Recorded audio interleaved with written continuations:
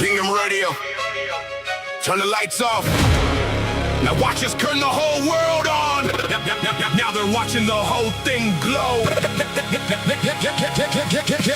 Light work, night shift, whole squad wired. Mastermind, big bass, whole block fired. Worldwide, roof high, watch us climb higher. We don't hang lights, we construct the empire. Light work, night shift, whole squad wired. Mastermind, big bass, whole block. From the ladder to the leader, every level gets acquired. We don't hang lights, we construct the empire. I came in the game with the ladder and the vision. Now the whole operation moving with precision. Every conversation turned into ammunition. Not against each other, we attack the competition. Installation, innovation, calculated repetition. Turn the season of profession to a permanent position. Every lesson that we mention is a business intervention. Mastermind on the transmission, worldwide reception. Cold nights, bold price, no sleep, high pressure, whole team locked in. Every season gets better. Storm front, phone jump, still holding it together. Built a system so the business isn't broken by the weather. No guessing, no stressing, every measurement matters. No talking like a boss if the organization scatters. We're developing the leaders, not just filling up the ladders. Turning scholars into owners, then the whole ceiling shatters. Ron Roby with the raw truth, no sugar on the statement. Kingdom Radio broadcast, shaking up the basement. Everybody wants the outcome, you embrace the payment. We document the process, then we duplicate greatness. From Houston to Australia, that consuming the discussion. Every download has momentum, every episode erupting. Every installer hears the signal underneath the percussion. This is business education with a heavyweight production. Construct the empire. Light work, night shift, whole squad wired. Mastermind, big bass, whole block fired. Worldwide, roof high, watch us climb higher.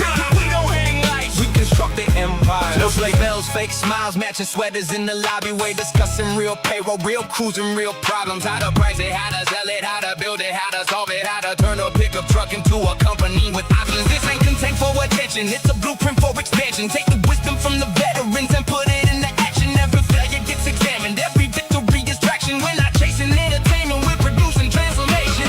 Mastermind, mastermind, mastermind. The name rings heavy when the bass drops. 7,000 in the network making game swap. One person finds a shortcut, everybody saves blocks. One owner raises standards, not a whole trade elevates up. Iron sharpens iron when the honest conversations happen. No pretending, every season is a perfectly wrapped package. We expose the weak foundation, then we enforce the brackets. Put the knowledge in the hands of anybody brave enough to grab it.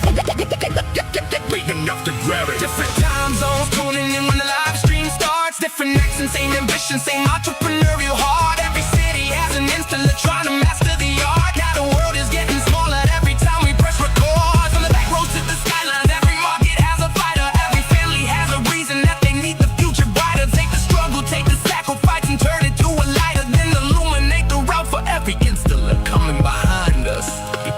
Built to the built to the built to the built to the built to the way. Built in the cold, built when the phone didn't ring. Built when the crews didn't show. Built when nobody understood the goal. Now they're watching the whole thing glow. This is bigger than December, bigger than decorations. We're creating jobs and leaders, building family foundations. Seeking owners how to operate beyond improvisation. With the future on the calendar to execute the obligation. What survives when you retire? Who remains when you're gone? Did you only build a paycheck or a structure standing strong? Every episode's a brick, every relationship's a bond. What a building for a season, we're constructing something long. Get busy, no excuses, put the plan into motion. Quit confusing, being frantic with productive devotions. Slow it down, perform it right, then accelerate the process of disciplined operation. Always dominate for reckless, take a picture, bring the proof. In the endless second guessing, train the crew to find a standard, make the expectation present. Every problem leaves a lesson.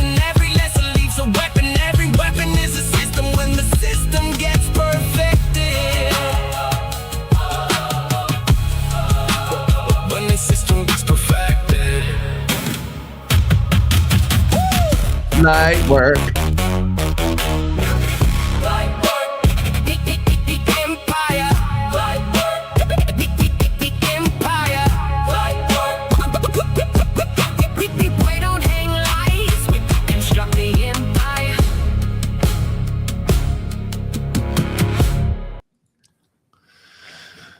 Well, the songs just keep getting better and better, if you ask me. I don't know. I mean, what do you think?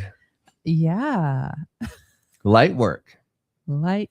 The new work. single. You ain't been watching online, seeing all that? I hear it all day, every day. Yeah. Well, all of our listeners are sitting down pretending to be at the Light Christmas Expo, but instead they're listening to your boy Ron with some earplugs. Yeah. So welcome everybody from the Christmas Expo. Laura and I have a nice show scheduled for you. But before we go in there, my name is Ron. I'm always with my beautiful wife, Laura. Hi, Laura. Hi. And we got the new camera out there. Checking it out. Playing around with it today. Or no, maybe it's not working. It's not following. Forget you. I ain't following you. Yeah. Anyway, yeah, the Christmas Light Installers Mastermind. My name is Ron. We own ChristmasContractor.com. We sell materials. We own Kingdom Christmas Lights. And we install here in the local Houston, Texas area. And then, of course, I just shown here about the Christmas Light Installers Mastermind podcast and the Mastermind Facebook page. That's what we be doing. That's what we be doing. Tell us what's going on, Laura. It's been an interesting week. I think the last 3 weeks have been so action-packed ever since we got back from Vegas and before that. It's been so action-packed with commercial properties or something. But this week has been kind of slower. I wouldn't go that far. Well, how has this week been, Bo? This week's been insane. We've been clarifying some commercials want some summaries of their quotes so they can present it to the board. Others, residential clients that are like picking colors, and it is July 22nd.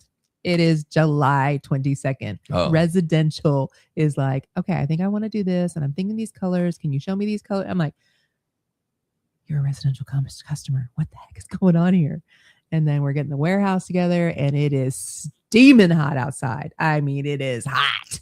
We had all that rain, and now you're wishing that rain was still coming because it is hot. It is Africa hot. And speaking of Africa, I hope you all have a good night. You hope Africa has a good night? Yeah, they're listening to us as late at night right now in Africa. So there you go. Yeah, let's jump into that because let's take a look at the RSS feed and see what the hell's going on around the world. This is in the last 7 days. We still have our Aussie family in all three time zone of Australia. We have someone watching. So good morning. Good morning, Australia. They're on their way to work listening to the podcast. Yeah. Good morning, Australia. We have 4 o'clock in the morning, 5 o'clock in the morning, and 6 o'clock in the morning or something like that. Yeah. Is what time it is now. So good morning, Australia. And then we also got a bunch of people up in the U.S. listen to the actual podcast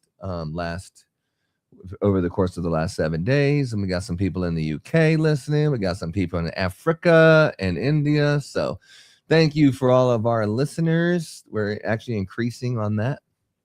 If you guys want to see the actual show, go to Kingdom Radio, our YouTube channel, like and subscribe. And that's where you can see our podcast. Looks like we got Philly in the house, Dallas, and then Australia. It's like, I don't know, these 5 guys in Brisbane and 4 downloads in Melbourne. It's like pretty crazy. Pretty crazy. Yeah. Huh. Anyways. We're getting worldwide listeners over here on the Christmas Light Installers Mastermind podcast. And right now it is time to quit bullshitting because we have, 19 days working day or 16 days working days until the season starts for us. We're 24 working days until September 1st, and that takes our vacation out as well. But the actual days is 41. It's on our whiteboard to the right. Yeah. So 41 days, but really September 1st is when we start installing. And you're like, it was like 16 days after our vacation, 19 days after our vacation's considered. It's like, it's not like months away. It's not like, oh, it's so far away in the distance. It's like, plenty it's of really time. hard to think about because it's so far away. It's like 19 days is far away. It's not that far away. There's a lot of shit to do in the next 19 days. Come on. So that's what we're doing. We're getting stuff done. Yeah. All right. So, all right, Laura, walk us through. What's the first thing, Bobo? You have the list of what we're doing today. I have the questions today. So you're in charge. Do you remember we were talking about Jason Guyman and about him and Stacy doing that podcast the same time that we did it? Yes, I remember you complaining. Yeah. And so Jason was like, he said, man, well, maybe I should do. Jason was like, maybe I should do a podcast the same time as you. That way, maybe I can get more listeners. He's always thinking about it, self-improvement. So that was fun. I was like, yeah, maybe you're right. Shit, maybe it might be fun. I can make fun of you all day and you can get more listeners. It'll work out great. It sounds like a great business plan. What do you think? No. We'll get a chance to see Let's him just move on. tomorrow. Yes, tomorrow. We're going to the Christmas Expo. I had we got all that figured out and done. And then I got a call from Stacy this morning. Stacy Jordan from Red Sleigh Workshop. Red Sleigh. We actually sang the song together first. What did you sing? Well, why do I always get to miss out on these calls that you get to sing? You got to answer the phone, I guess. She has your cell phone number. Oh, She that's called what the happened? office line. Yeah. Well, probably because I called her out last week. But anyway, so she called up today. She didn't mention one word about that, but she said, oh, you're coming tomorrow? Okay, so you teaching or you want to, like, she's asking me, are you teaching a class? Like, I haven't contacted anyone and said I was going to teach anything. I haven't done anything. I haven't said anything about teaching. None of that. I said, we're just going to show up and hear what Jason Woodward has to say. And she's like, well, what do you think about tomorrow at 4:00? You teach this class.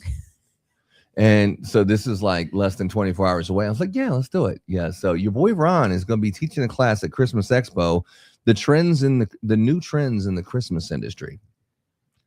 So that's right. I'll be teaching that tomorrow. So get your ass over there at the Christmas Expo tomorrow at 4:00. That's when your boy Ron will be taking the stage. And, there's these paid trainers, the really good ones, and they get paid. We're in the free section. So if you can't afford a ticket to listen to anyone training, you can go into the overflow lot with the B-list trainers like Ron. Like Ron. And you could listen to Ron speak on the main stage for free. Yeah, I'm sorry, you don't have any money. Well, you need to talk to, go see in Ron. this room over here where people are eating their lunch and not paying attention. That's where Ron's going to be. Yeah. So we'll see what happens. We'll have snacks and free Wi-Fi.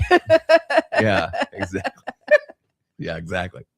So yeah, I'll be doing that. And then Friday morning,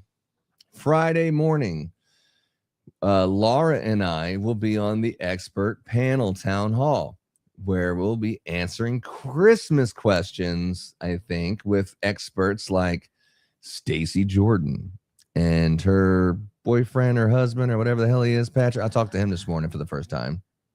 You not supposed to say Which one that. is You're it? supposed to say business partner. Oh, I thought they were never late. They are, but you still say business partner. Oh, I'm sorry, Pat. I'm not just his wife, Laura. I'm also his. Oh, I didn't know business that they were partner. married. I thought they just got together I don't recently. know. Oh, anyway, So it doesn't when matter. you don't know, you don't say.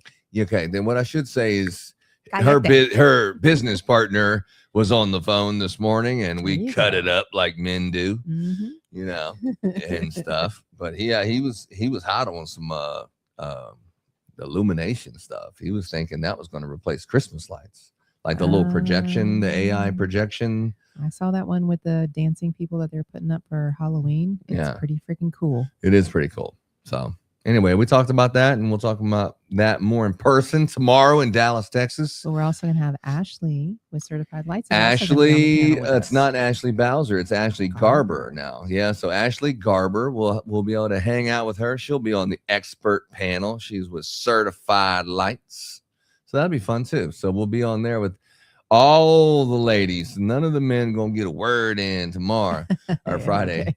It's gonna be all the women talking. I got the duct tape. Don't worry.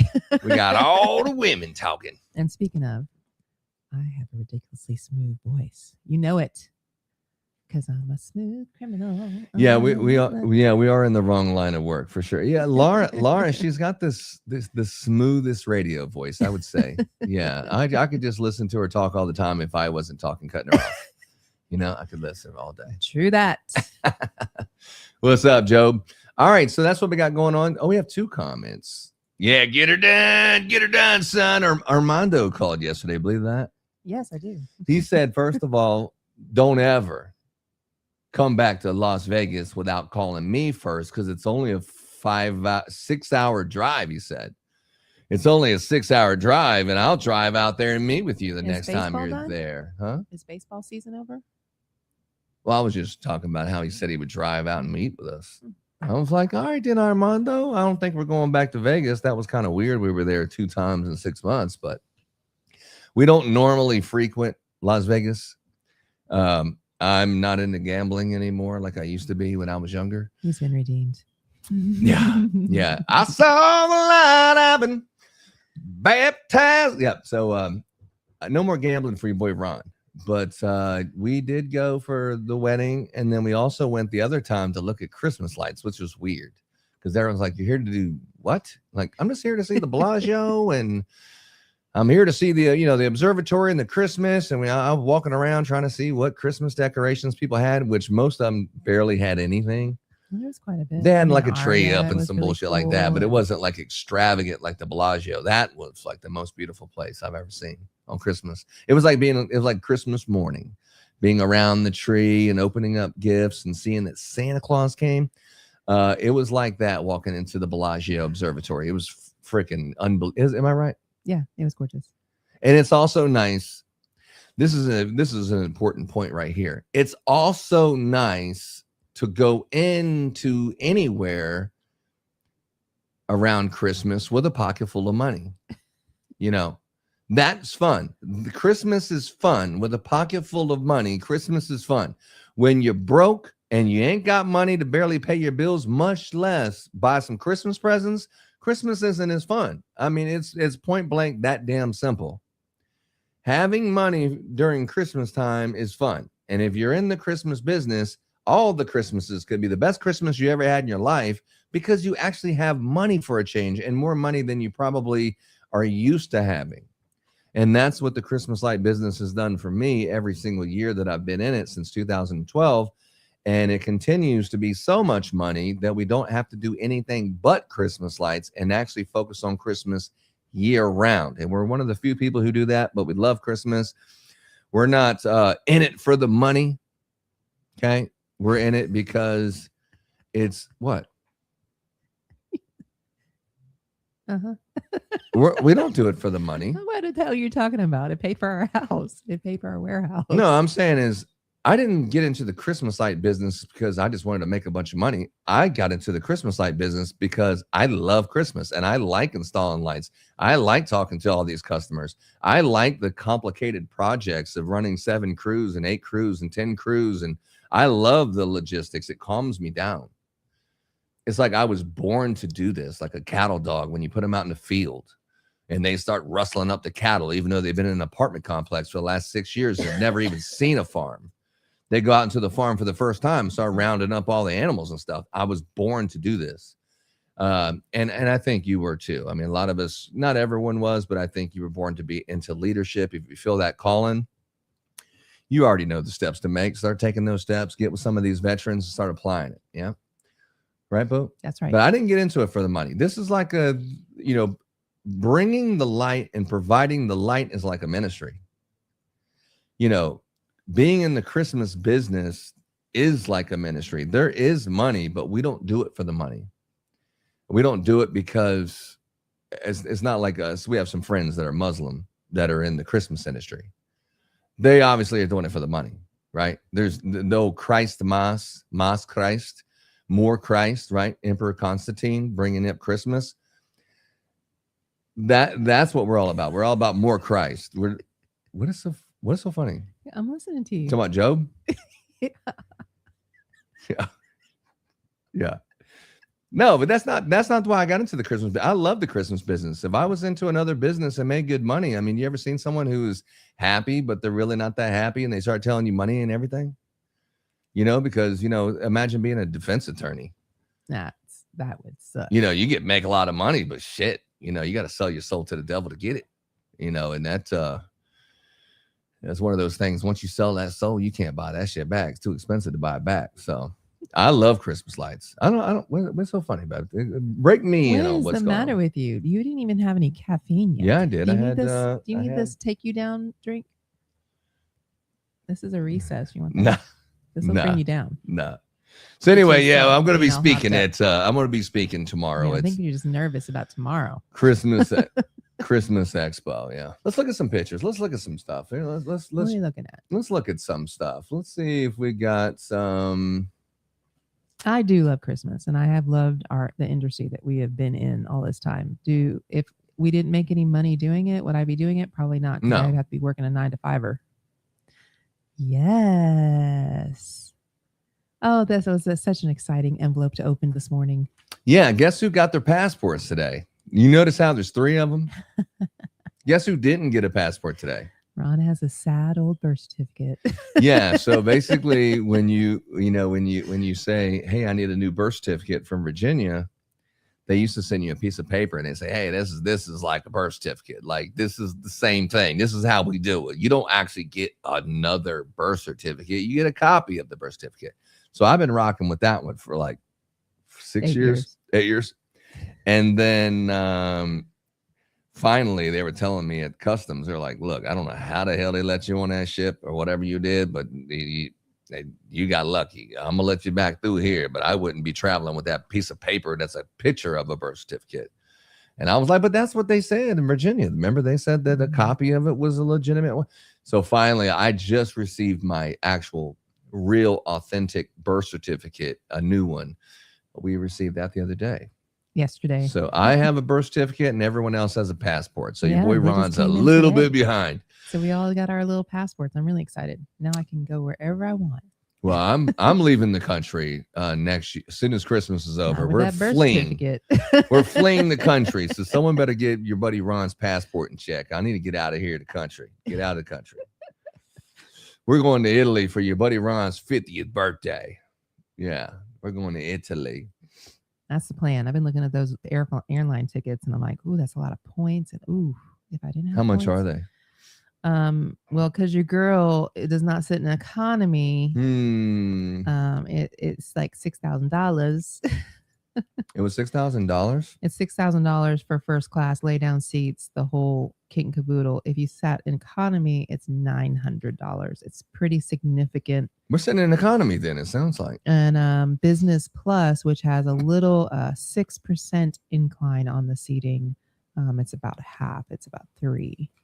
So you want to be crunched up in economy for 14 hours? No, you can sit in economy. I'm gonna sit in the front. Okay, first of all, I think the international flights, I mean, I've never been on one, hence why I don't have a passport. But I think the international flights, they all have like an airplane seat that lays down where you can sleep. Nope. Even the PO if it's long enough, right? Nope. The economy flight only has a 3% incline with no foot raising. How long is the flight? 14 hours. That's it. Well, you were bitching in business class when we went to Vegas. We're going to do 14 hours in that seat. You got to take some of those doggy downers before you get on the airplane. With the ones that Mr. T used to take from the 18. You know what I'm talking about? You're like, "Man, I ain't trying to do no flying." You're like, "Man, we ain't flying nowhere. Just what? Just something to the neck," and then you wake up and you're there. Maybe we should do that. And then it really doesn't matter about the accommodations. Go ahead. You and the kids can sit in the back. I'm sitting in the front. Speaking of which, when we came back from Vegas, we got first class tickets and it was like 12:30, like midnight. And then 30 minutes after midnight, 12:30 when the plane was leaving, and it left like 10 minutes late. So like 12:40. And they're like, "Here, you want your hot towel?" And she was sleeping. "You want your compliments, your glass of champagne?" She was sleeping. What do you want on the menu today? She was sleeping. And it was like, it was a comfortable seat, but if you're going to sleep anyway, it wasn't that big of a deal. That's what I was saying. But 12 hours, you could drink a lot in 12 hours. Not in economy. You're paying for your drinks in economy. Yeah. Well, I mean, the Hello. difference is what, $1,000 difference, right? For the It is ticket. $5,000. It's $6,000 to sit in. Well, you can in buy a first lot of class. fucking drinks for $5,000. Yeah, you're not going to convince me otherwise. I All mean, right. it is. We may be going. I guess we're not going to Italy. We can't we're afford it. going. We can't afford We're it. going. You're just going to sit in the Yeah. 900, and I'm going to sit in the 6,000. That's it. Yeah, yeah. I did talk to David. Like I was talking to David Merle, and I joke around because Laura and I, we sit in the first class and we put the kids in the back in the what are they called? Economy. Economy or economy plus. The or coach. business. And coach. Yeah, they got that Gucci, that coach seat. You know, we got the first class seat. That's how we do it. But I was asking, like, if you're sitting in the back, like if you and your girl, okay, you're sitting in the back, you and your girl, and then they say, oh, hey, good news. I have a free upgrade for one seat, and it's right here in the first class. What do? Do you take the ticket and you say, hey, babe, look, I'll catch up with you, when we get back, or you know what? I don't feel right doing it, but my wife can sit up there because I know comfort's important to her. Or what would you do? And what would be your question? What would you answer that? I would give you a nice long kiss and I'd walk out to the front. You would? I don't know. That's not what I would do. That would be very difficult. You definitely would walk to the front because you didn't even care when we got married that we weren't even sitting First together. of all, So, that is not true. that is so true. Some poor sap that was sitting realized that we had just gotten married and swapped seats with you to, for You had the just married crown on your head. I did. I had my crown on, and he got in this. It's gonna be all right. We don't need to pay extra $10 to get our seat next to each other. It's all right. This you is can sit over there. Spirit Airlines, It's okay. I believe it was. It's no big deal. Yeah. We don't have to be together all the time. I was like, No, I didn't. Got I married. did not. This is supposed to be like the best, and then we go downhill, not downhill straight away. Holy moly, ass. Is that what you think? That's what I thought. Wow. Okay. Yeah. You would totally. Our You'd be trip to saying, "Bye, Vegas, bitch." it was like we had like a $2,000 budget to get married, and that included traveling to Vegas or something like it was. Maybe it's $3,000. I think it was 3. So it was like, okay, so we can get airplane tickets for $600 round trip on Spirit, but it costs another $15 a seat to assign the seats. So don't worry, boo. I just figured that shit out when we get on the plane.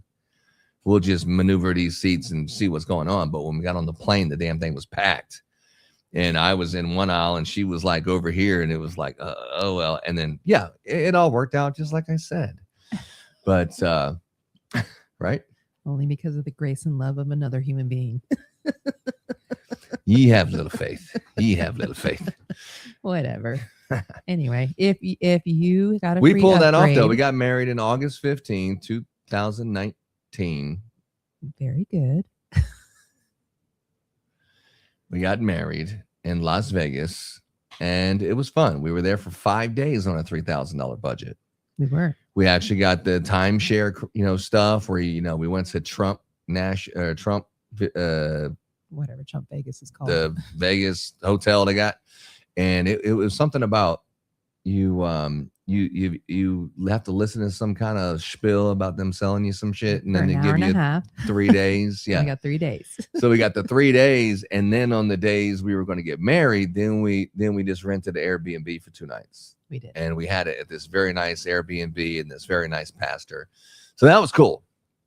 But we had to cut some budgets, like another $15 to guarantee the seats was out of the budget. I mean, that's the way it was in 2019 when we first started Christmas Lights. $15 was out of the budget, and we were doing fencing and all kind of stuff. But every time we went on a vacation, when we came back from the vacation, it was like starting the business all over again, because any momentum that you had just kind of went away when you got back, and it took you like a week to get back into the getting leads and getting back into it. So that's kind of what it was for us, right? True. Yeah. But money was tight, and we weren't being extravagant on anything. We were saving every penny. Shit, we were still living at home with mommy, getting married, so that was not that long ago. And I'm blessed enough now to concern myself with $6,000 first class tickets to freaking Italy. Yeah. Merry Christmas, people. Ye had little faith. Yeah. But anyway, so Laura's gonna be the star of the show tomorrow, I'm sure. You like this Santa Claus hat? This is like when you're talking about Santa Claus hats. I don't know if I like this camera. Let's go with this other one. Oh. You like that better? I don't know. You need something right in the They middle. both just kind of jive it, right? Yeah. As if one Ron wasn't enough. Now you got two. Yeah, and then there was that. Anyway, what the hell was I saying? Your Santa Claus hat. Yeah, these Santa Claus hats, if you look at this Santa Claus hat with the real fur, this is the one that you want to get on Amazon. It looks way better than that cheap ass white one with the matted kind of fabric, whatever it is. These with the these are the real Santa Claus hat. Like if you're like, hey baby, it's Christmas and I got your Christmas presents right up under this tree right here. This is the kind of hat you would wear when you're saying some stuff like that. It's really professional. Plus, I think Santa Claus hats are so underrated. They're so underrated because it doesn't matter what language you speak. If you have a Santa Claus hat on, you just seem more approachable, more friendly, less likely to bring harm to you, more of a peace thing. It's kind of like when you go up to someone, and this is Major League too. If you go up there and say, hey, how you doing? It just naturally says that I don't mean any harm. Hey, what's going on? It's just a psychological way of peace. Like if I went like this, you would think, come to me. I mean, you know what I mean? It's a psychological thing. So the Santa Claus hat, if you put this on one of your workers that, a Hispanic worker, as soon as they show up, people are just excited. Oh my God, the Christmas people are here and they're about to do all this stuff. But if they're not wearing company shirts and they look like they just kind of crossed the border yesterday and jumped up on your roof, I mean, you're like, you got questions. You're like, hold on, what the hell's going on here? No, I thought I called Ron, not, some other person in Houston that they do hire people off Craigslist and whatever. So that's really important. The Santa Claus hats goes a long way. And we got some of our biggest and best customers. And when I say biggest and best customers, our number one customer until last year, residential. He's bought more over the course of us being in business than any other customer and brought us more opportunities than any other customer. And how we got that customer was because we had an opportunity in that neighborhood with a different customer. And I said, I don't want to just go out there and install those lights. And that's how you think. That's how you may think. You just want to go out there and install those lights and make that money and move on to the next one. That's how the installers think because they get paid by the foot. I just want to make that money, install whatever lights I've got to do, and just tell me what's the next address. What's the next? Where's the fire? What are you trying to do? Go to another house and drive somewhere for free to install a couple more lights? That's what you're trying to do? What about the customer that you're at?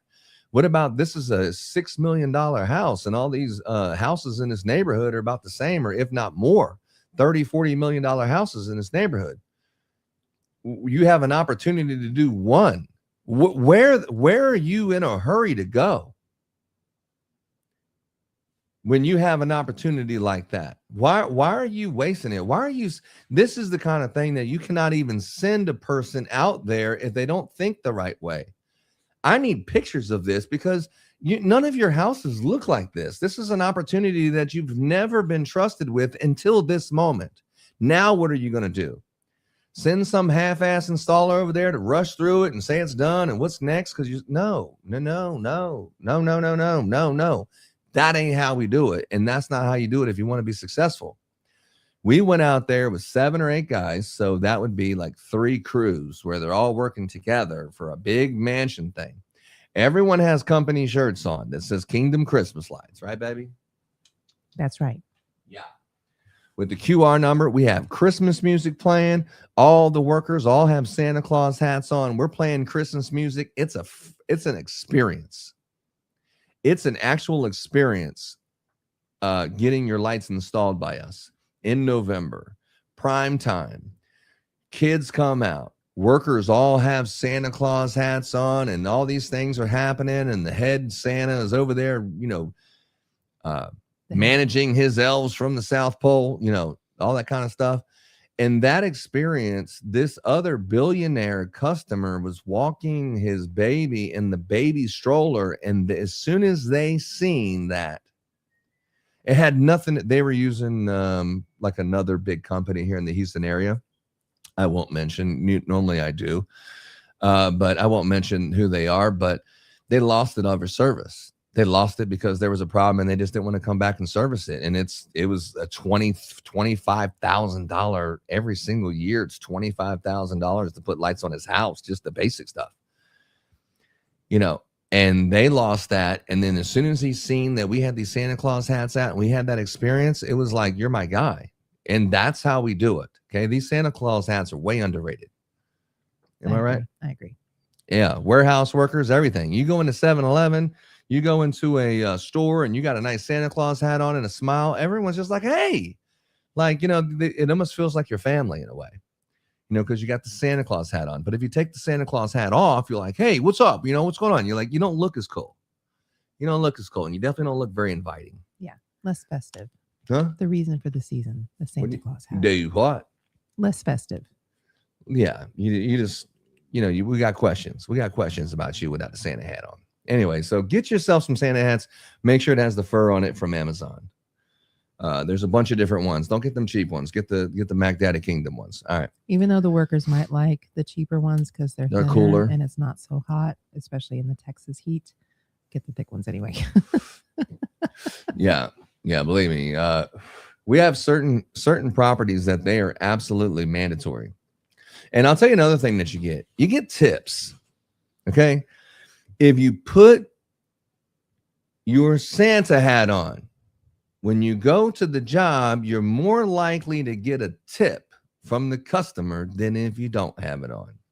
That's rule number 1. Rule number 2, never tell the customer that you're the business owner, because business owners never get tips. And if you do something to that customer, if you do anything, there's nowhere else to go. If you have a differencing of opinion, if I think it should be this and then it turns out to be that, and the customer has a problem with it, there's not another person to speak with at your company, because you already said, if you don't like what I'm saying, there's nothing else. Our company stops with me. I'm the one who makes all the decisions. So if you have a problem, it's not like you say, hey, Laura, your husband's a little out of control, and can you get one of these managers to have a talk with him? Once you identify you're there, it's nothing. It's not like a good example is like AT&T. And this is so important that you don't understand.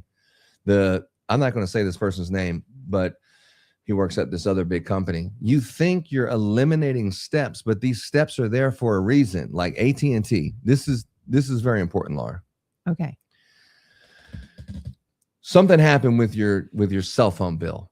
And you have AT&T or you have Verizon or whatever it is, and you call up there because they did some shady stuff, or they did something with your service, or they did something enough to make you frustrated because you take someone's phone away where their phone's not working, they mad. And they're going to let somebody know about how mad they are. So you call up and you got this son of a bitch that don't even speak English. He's from Zimbabwe or some shit like this, right? Or wherever they're from, authorized to handle manager calls, whatever. And they're not speaking English very good, and you're pissed, and you're cussing this dude up one side and down the other. Whoever it is, male or female, they all gonna get it because that's how mad I am. Was it necessary for that?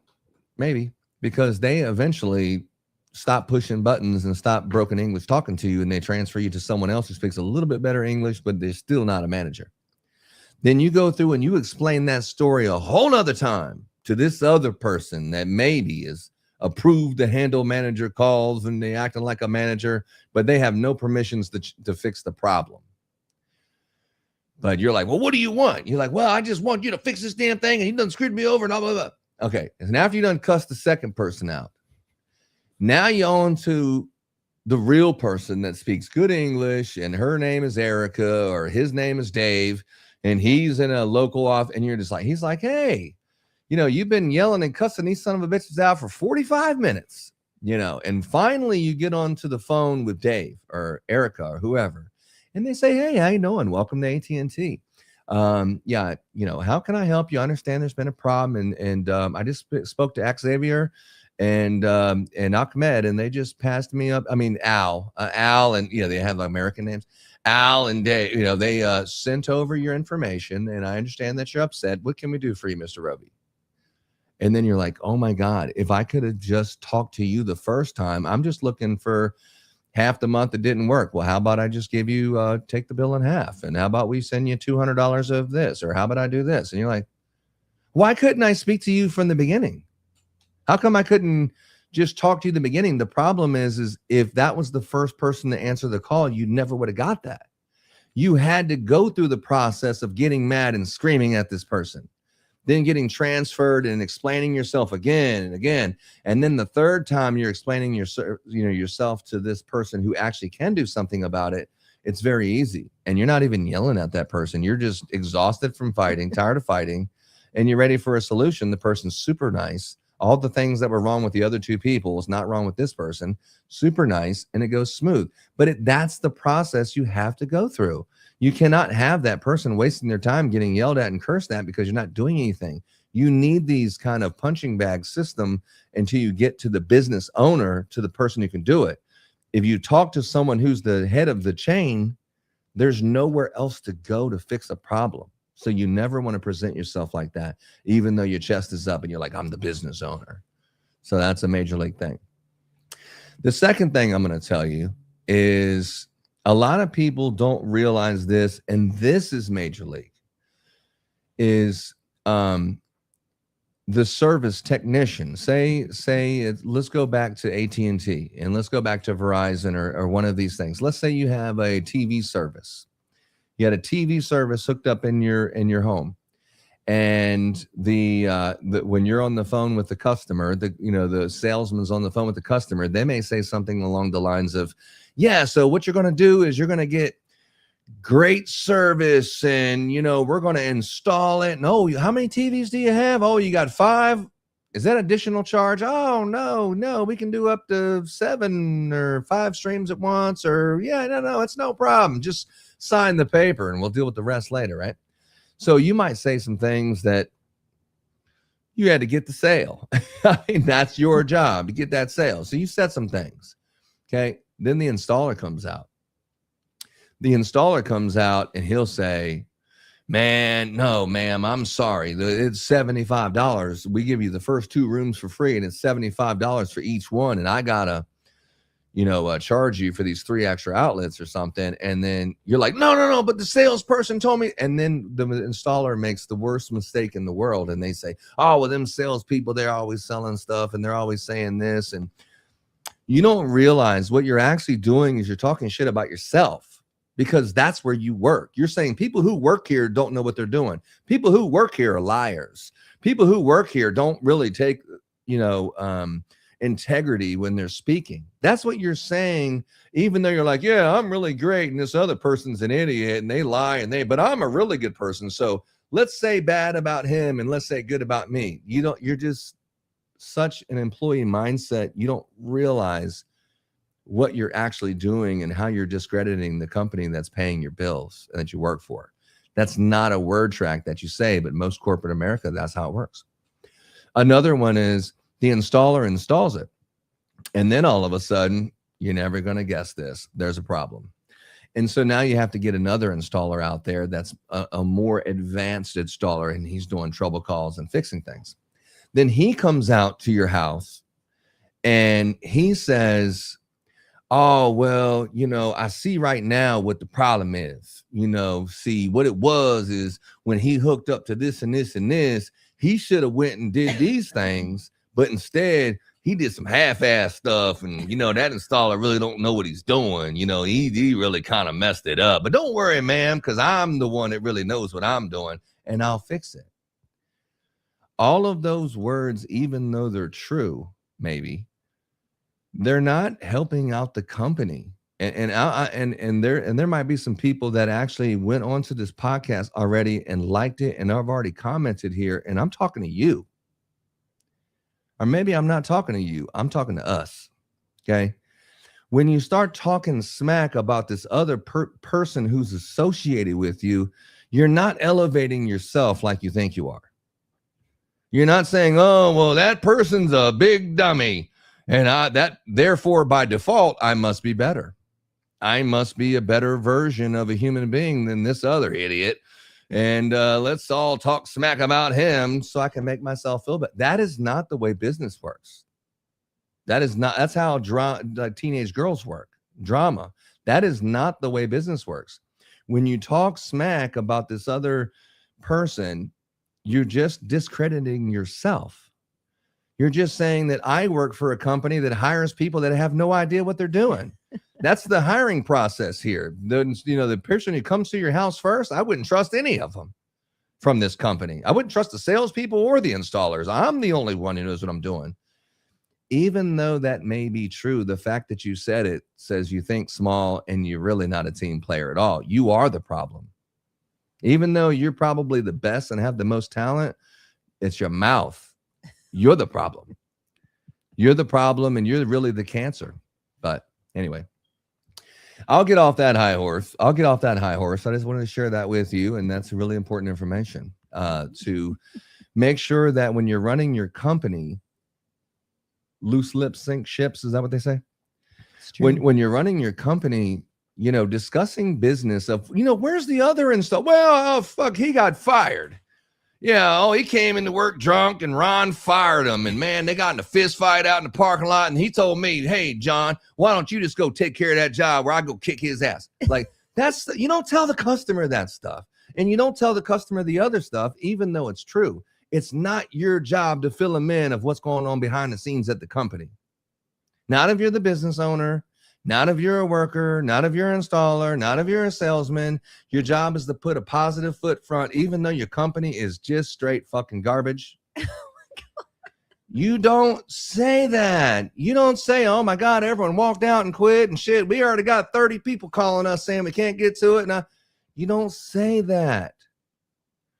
That's why, you're working at Arby's. You don't say that. Okay. What you do is you say, give us some examples, Laura. How long? I know it's your first day on the job. I know you've been here less than a week. How long have you been working in the Christmas light industry? I've been working here for almost a year. A little less than a year.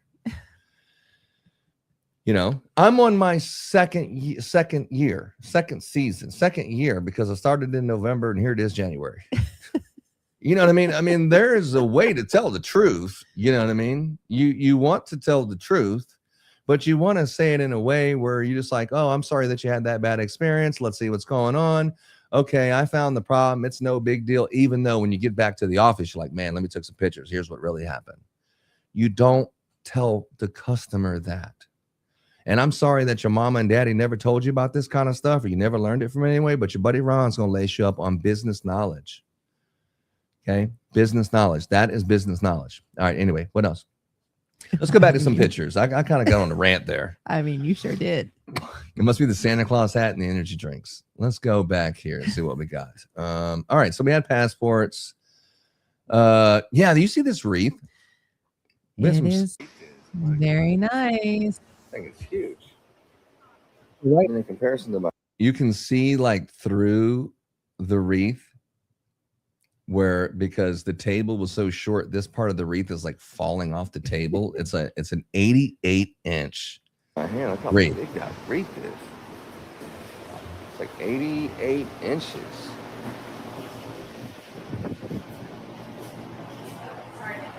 That's a big wreath you got there.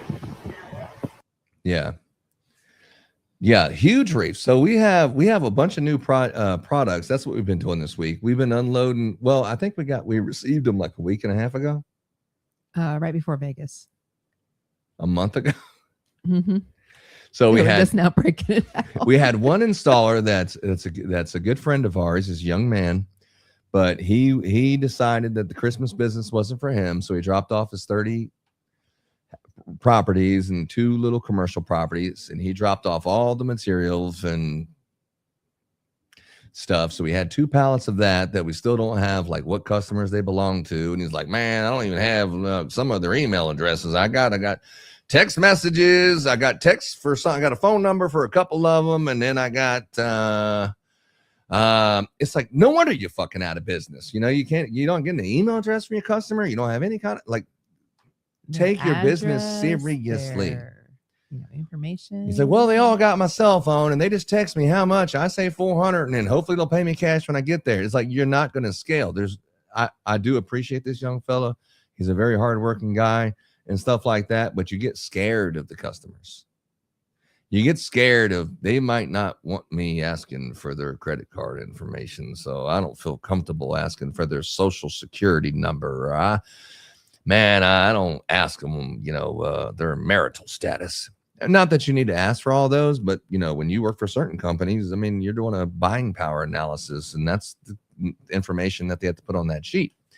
But if you're having to ask those questions, nobody wants to ask those questions. Nobody wants to talk about the terms and conditions, and let's go through the terms and conditions before you say yes. Nobody wants to talk about that. They'd rather you just find out by happenstance and they're not in the room. A lot of people don't even want to send the estimate because they don't want to tell you how much it costs on the phone because they personally don't think it's worth it. They, with their wallet, would not buy their own service, and you can tell in their voice. Which I think is really sad. I think that's sad. I do it myself because it's easy just to send like 50 estimates and not have to call them and say, and have to go through that experience of how much is it? What the hell? What is it? And then you're like, okay, well, look, since we got on the phone, this includes the install, warranty, and takedown and storage, you don't want to you're like, well, hopefully they can read it. I don't want someone yelling at me, and I don't want to have to be a salesman, because the salesman's job doesn't start until the customer says no. Until then, you're just an order taker. That's all you are. You're an order taker. Until the customer says no, that's when a salesman's job starts. Okay. And Christmas Light sells itself. If none of the customers are telling you no, your prices are too low. Your prices Unless it's are too low. 2020. In 2020, they're just throwing their credit cards at us. Yeah. Well, that's just because, we're good salespeople. And I heard a podcast earlier. It was Jason Guyman, and it was Ron Roby, Joseph Murphy, and it was you and Chelsea. I think all of us were on a podcast when we got back from Utah. That was crazy. Yeah, and it was about this exact same topic. Let's see if we can pull it up. Really? Are you serious? What topic were we talking about again? We were talking about if people are saying yes too fast, your prices are too low. We were talking about your job doesn't begin until they say no. Yeah. Let me see. Aspiring roofers. Damn, I didn't post a lot of shit. Let me go over here. Maybe I'm at the wrong one. But it's like nonstop. It's like, what do you do all day? That's what I want to know. I sit at the house all day. Oh, Steep Gear. My buddy Steep Gear is going to be at Christmas X. He told me, he said he wanted to be at he said he wanted to present something. And then I told Michael, I say, hey, bro, you ain't heard my homeboy from Steep Gear wants to be there. And he goes, nah, Michael Simmons. Mm-hmm. He goes, I didn't know that. And then I seen a little graphic yesterday that was like, he's going to be there now. It's like, cool. That's awesome. Yeah. I like those Steep Gear shorts.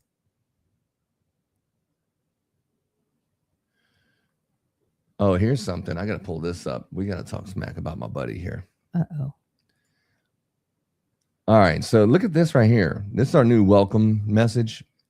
So I went ahead and dressed up in the Santa suit just to do it for you guys. Yeah. And then Hunter Prasad. We know Hunter, don't we? Yes. He's a client of ours. He said, Coleman, Alabama, baby.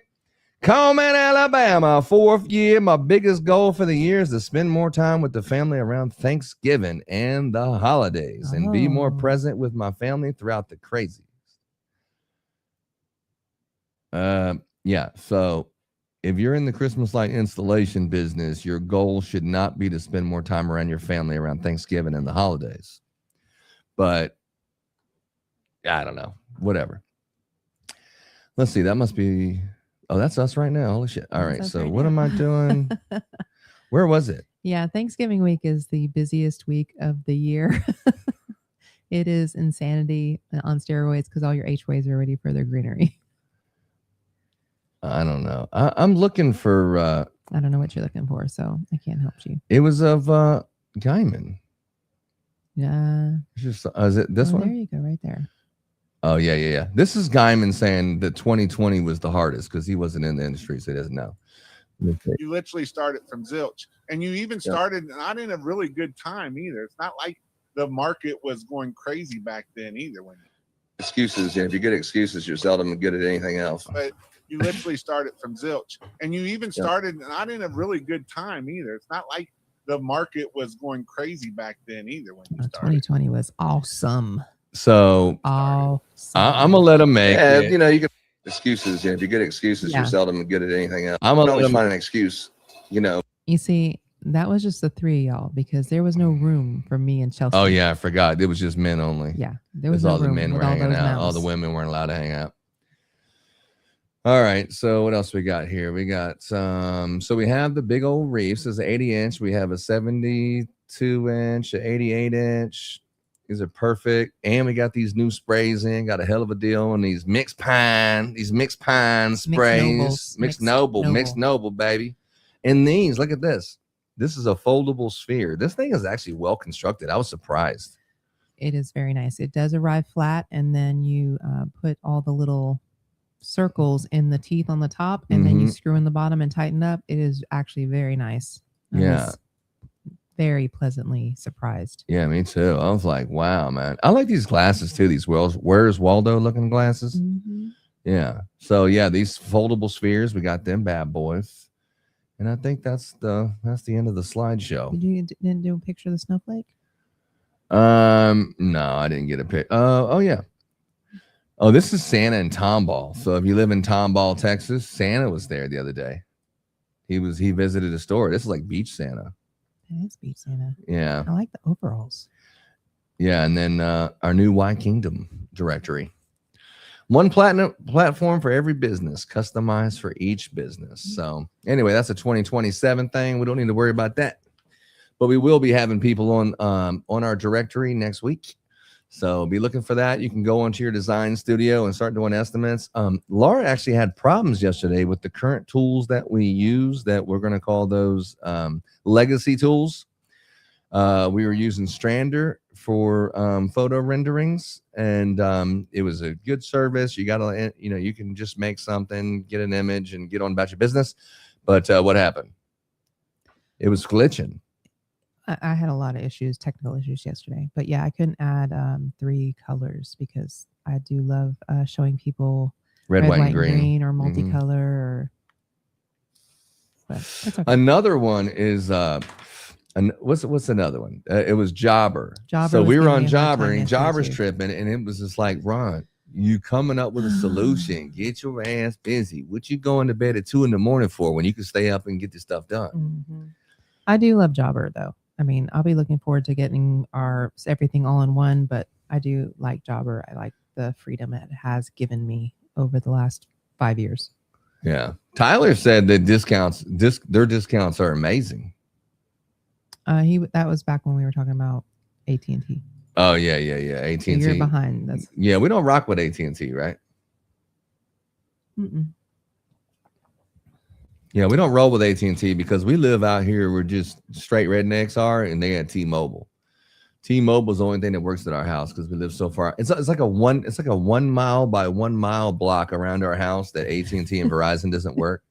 So we had to get T-Mobile, and actually I'm not disappointed in it. It's actually come a long way. It's been really good. Yeah, come along, but we never leave the house, so what are you gonna do? Armando Gutierrez, if y'all know our friend from Utah, Armando. What is Armando talking about, Laura? It's when you were looking for that video of Guyman. He thought it was talking about our lease lights versus buying lights. Yeah, I don't know about that one. I think the Utah conversation was about Chelsea and Jason fighting. I think that was the takeaway there. And you stirring the pot for sure. Yeah, all you had to do was just sit there and ask a question, and then they had like differentiating opinions or something, right? A lot of strong people in that room. Yeah, we had a podcast with the Murphys. What was that, 2 weeks ago? And I think I only got in 3. I think I halfway fell asleep through it. No, I'm just joking. We got a couple words in. I forgot what the words were, but I got a few of them in there. All right, here we go. Oh yeah, the 50th. Yeah, 50th in Italy. You going to Italy? Oh yeah, and see Armando, he's got his travel agency set up. I did I'll throw let you that take picture care away. of Ron's tickets. Yeah.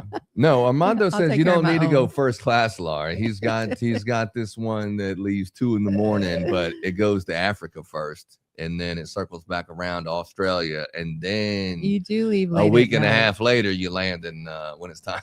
You do leave late at night so that you can sleep on the plane. That's Is that how you do it? Yeah, you leave late at night. Yeah, Really? flights like at 8 or 9 at night, and then you. But there's have a your, time change though when you yes, get and then there, you right? land and you're there in the morning or that afternoon. The same time whatever, you left. pretty much. Sometimes.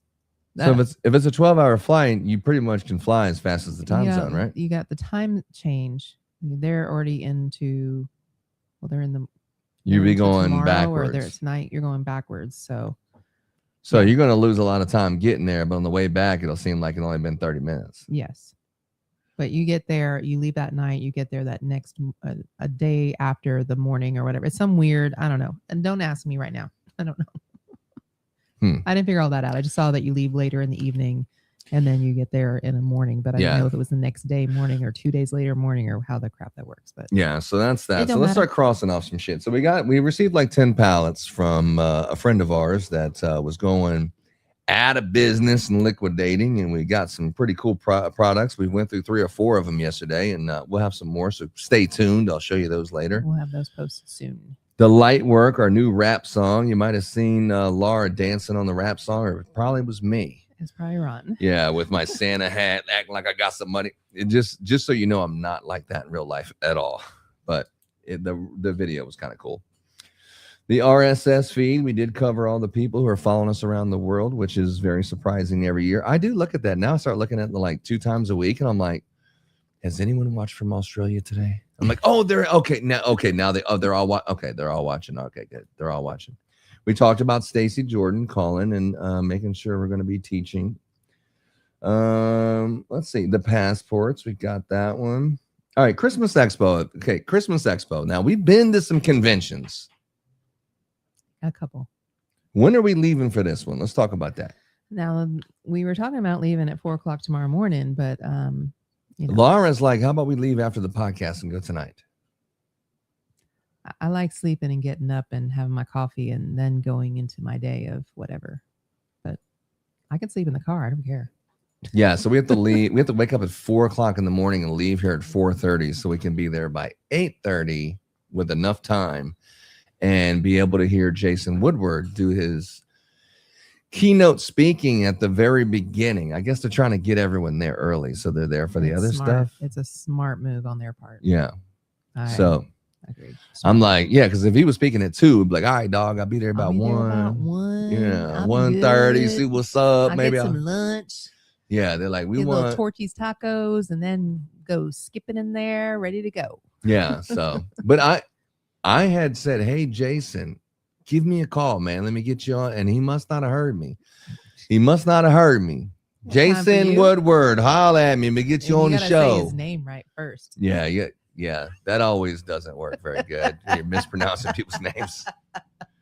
Oh, Lord have mercy. Yeah. So Jason Woodward, hopefully we'll have him on the podcast soon, but we're going to see what he has to do. And then when he comes off the stage, if I have to, I'll get him in a headlock and we'll get him down for a little personal interview with Ron. With or against his will. We'll see what happens. So we'll look forward to that tomorrow morning. Mm-hmm. Are we going there tonight? I mean, I would like to, but I don't care.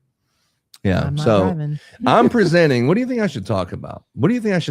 So Stacy said we're doing the town hall meeting with the ladies and then Ron and then and Patrick.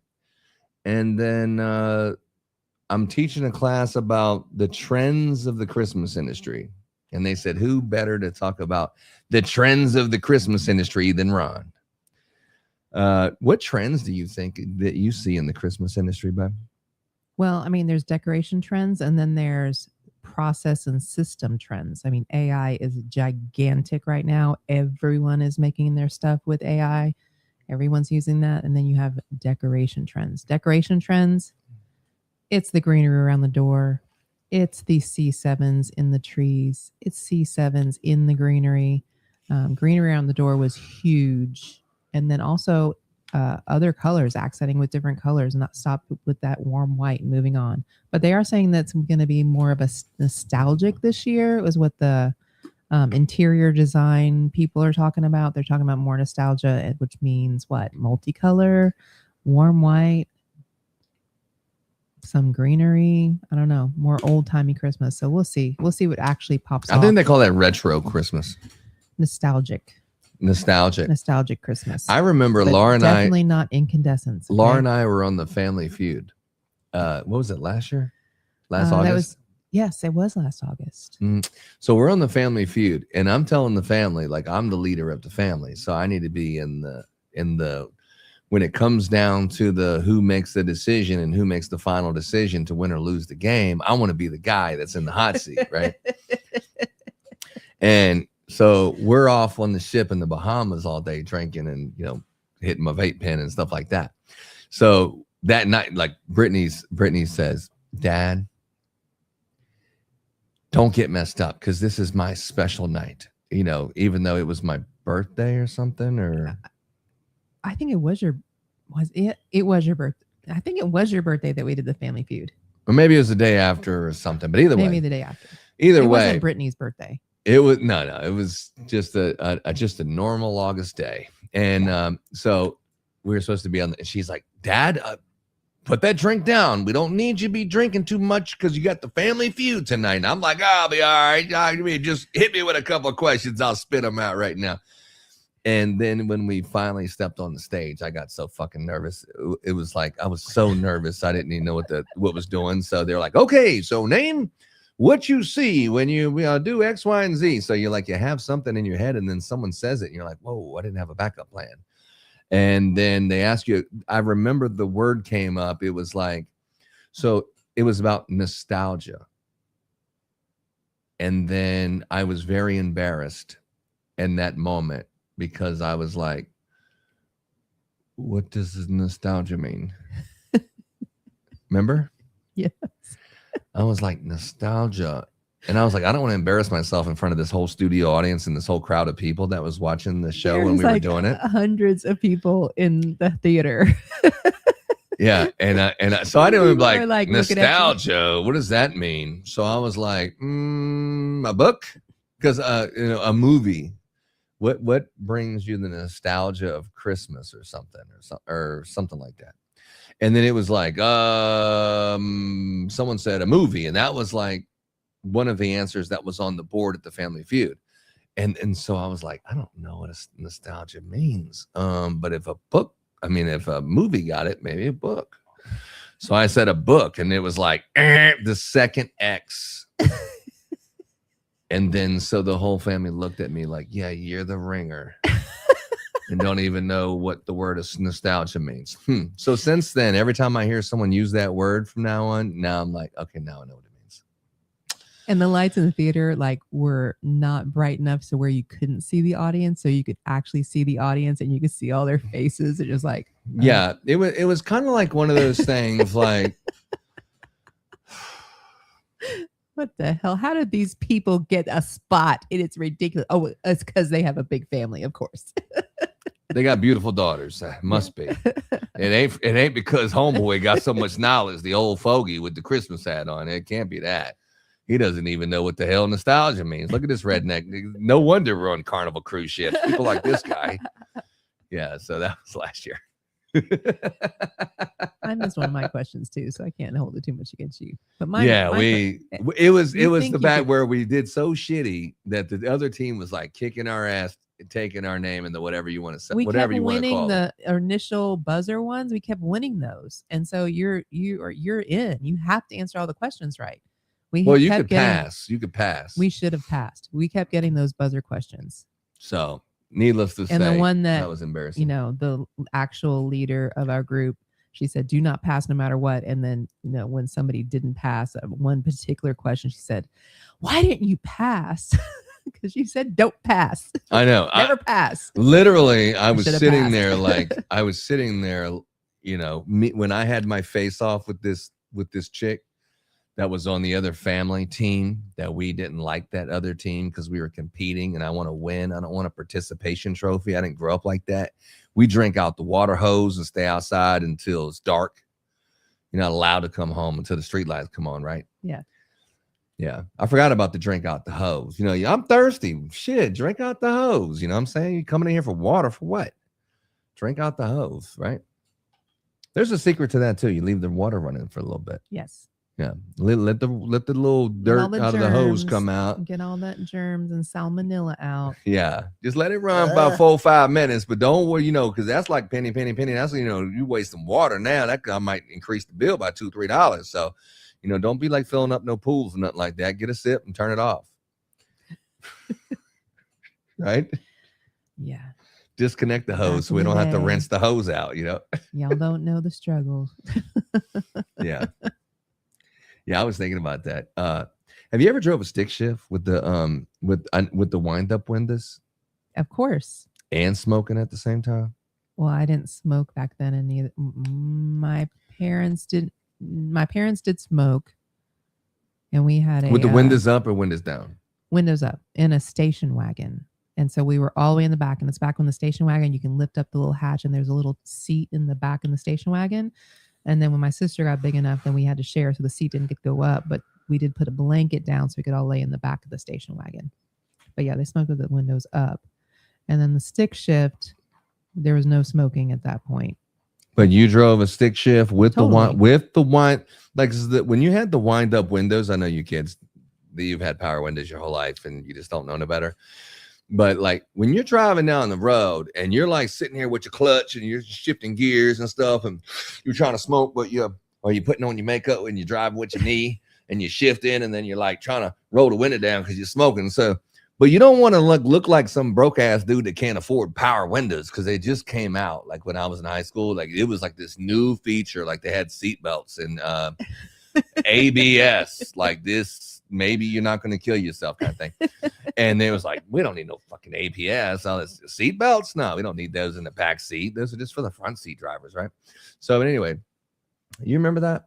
So you're smoking a cigarette, or you're driving with your knee and you're shifting gears, and then but when you roll down the window, you know, you want to roll it down like you got power windows. You don't want to let go one click and then one click, and then you see the window go down here and then go down. Obviously, you got wind up windows and you're broke. So when you'd always like when you're winding down the windows, here's how I did it. I always looked in a different direction. Like maybe if I looked over in the other direction, it would look like I'm just pushing a button instead of winding it down in such a smooth and steady pace that it appears to be power windows. Remember that? I never did that. Oh, I always did that. Never, I was like, no, ever. I'm not going to be broke. Like, look, I'm just going to glance off to the right and just barely do it in a smooth pace. And it's going to look like, Crazy. And then you're like, oh shit, hold up. I got to switch the gears real quick. So you're also winding the window down and shifting gears and stuff. I mean, it was like, it reminded me of these guys that play on the street and they're the one-man band where they tap their foot and it's got a cymbal above their head and they're playing the guitar and the harmonica. And they're singing and shit the whole time. It was like that driving a car back in the day. No wonder. I'm surprised there wasn't more accidents. Because we were smarter. And just for the freaking record, I never did that. But I'll tell you what I did do. Yeah. My manual transmission vehicle was my dad's 66 Mustang, and there was no problem the fact that I didn't have to act like I had power freaking windows. That thing was badass. I was like, Dad, I need to go to the store. Can I take your car? Sure, babe, go ahead. That's how it was with the rich folks. Well, it wasn't rich. He put that thing back together. It was not running when he got it. Yeah. I don't know. The kids asked me to drive the car. Good. I'm like, man, get your own damn car. There You was ain't no messing air up my shit. conditioning. There was an 8-track tape system in there. So, you'd have to. You had the 8-track? My dad had the 8-track tape, and he had his little. If you don't know what an little 8-track bucket. is, it's let's pull up a picture of the 8-track because when Laura was coming up, they had 8-tracks. Well, he had 8-tracks, and he had his little bucket with all his, and it's what I love classic rock, so you just open it up and you throw your little 8-track in. I went and pick up my little friends, and then this is it right here. We'd have our 8-track going with our Led Zeppelin and Queen and all that. It was good times. no air conditioning, but they didn't care. You just roll down that window and you crank. This is what they look crank, like. They were like this thing that you put in like a Super Nintendo game, Mhm. and you put it in, and it was before they made cassette tapes. This was before that. You just inserted it like that, and it played it on this. And this was like, see, it says shit that belongs into a museum. But anyway, the 8-track. But this was like before they had reel to reel. And this is like when I grew up, you know, you had the record player and you had 45s, but the reel to reel. You remember the reel to reel? Let me show you what I be talking about. So this right here, some people are like, yeah, I remember the reel to reel. Hell yeah, shit, man. Or you're not as old as me and your parents didn't have reel to reel. But yeah, this was like what you had at the house. So yeah, we didn't have that. That's for rich folk. huh? We didn't have that shit. No. This is before the 8-track came out. You had No. to get this thing that it played in this machine, and it kind of read it down here right above this little reader, and it had the tape, and it just went from one to the next, and you turned it on, and it played the song. Yeah, we didn't have that. We had a record player, and we had all the albums, and then we had Look, they're selling this thing for $8-track. $3,000. We had the 8-track, and then Damn. my car, which was an 83 Camaro, not the cute, sporty side, but the old roundy side. I had a cassette player in my Camaro. And so I had cassette tapes, and only just a couple because, I was broke. Mm-hmm. Yeah, someone asked, do I have a fake account? I'm like, no. You have a fake account? I got another account I don't have access to. What are you talking about? What kind of account? It's on Facebook. It's not a big deal. Anyway, moving right along. What else do we have? So we have Light Money. That Light Money song was really good. We must have listened to it at least 60 times. I mean, I wasn't listening to it. You were. I just had to listen along with you. Yeah, she was forced to listen. Forced. Yeah, you want to see the Santa Claus contest? Let me see here. Santa's favorite. Santa, I'm the nicest one here. Oh, ho, ho, ho. We'll see about that. No, Santa, I'm the nicest. I'm definitely on the nice list. You all are wonderful. Ho, ho, ho. That is bad. You need to delete that. What happened? Dirty Santa. No, we're talking about the naughty and the nice list. Yeah, your boy Ron might be on the naughty list, but Laura's on the nice list. So we kind of we're like the yin and yang over here. So yeah, we're gonna be in the Christmas Expo tomorrow, and we are going to be teaching. I need to shave and make myself look presentable, but we're going to be teaching. We're going to be hanging out with people, shaking hands and stuff like that. I'd like to get up there and try my hypnosis stuff. So if I start this, if you already know the joke, and you're watching this podcast, don't tell everyone tomorrow. But I'd like to get them with like one of those, look into my eyes. You are going to buy Christmas lights from Ron. That's right. There's no other options. You must. No, you pay attention to me. You need to buy all product from Ron. And Ron teach you everything you need to know about Christmas. Kabish? You're a little extra today. I'll have to tell you that. No, I was thinking about doing I don't think the hypnotism trick's going to work though. So we probably should teach something.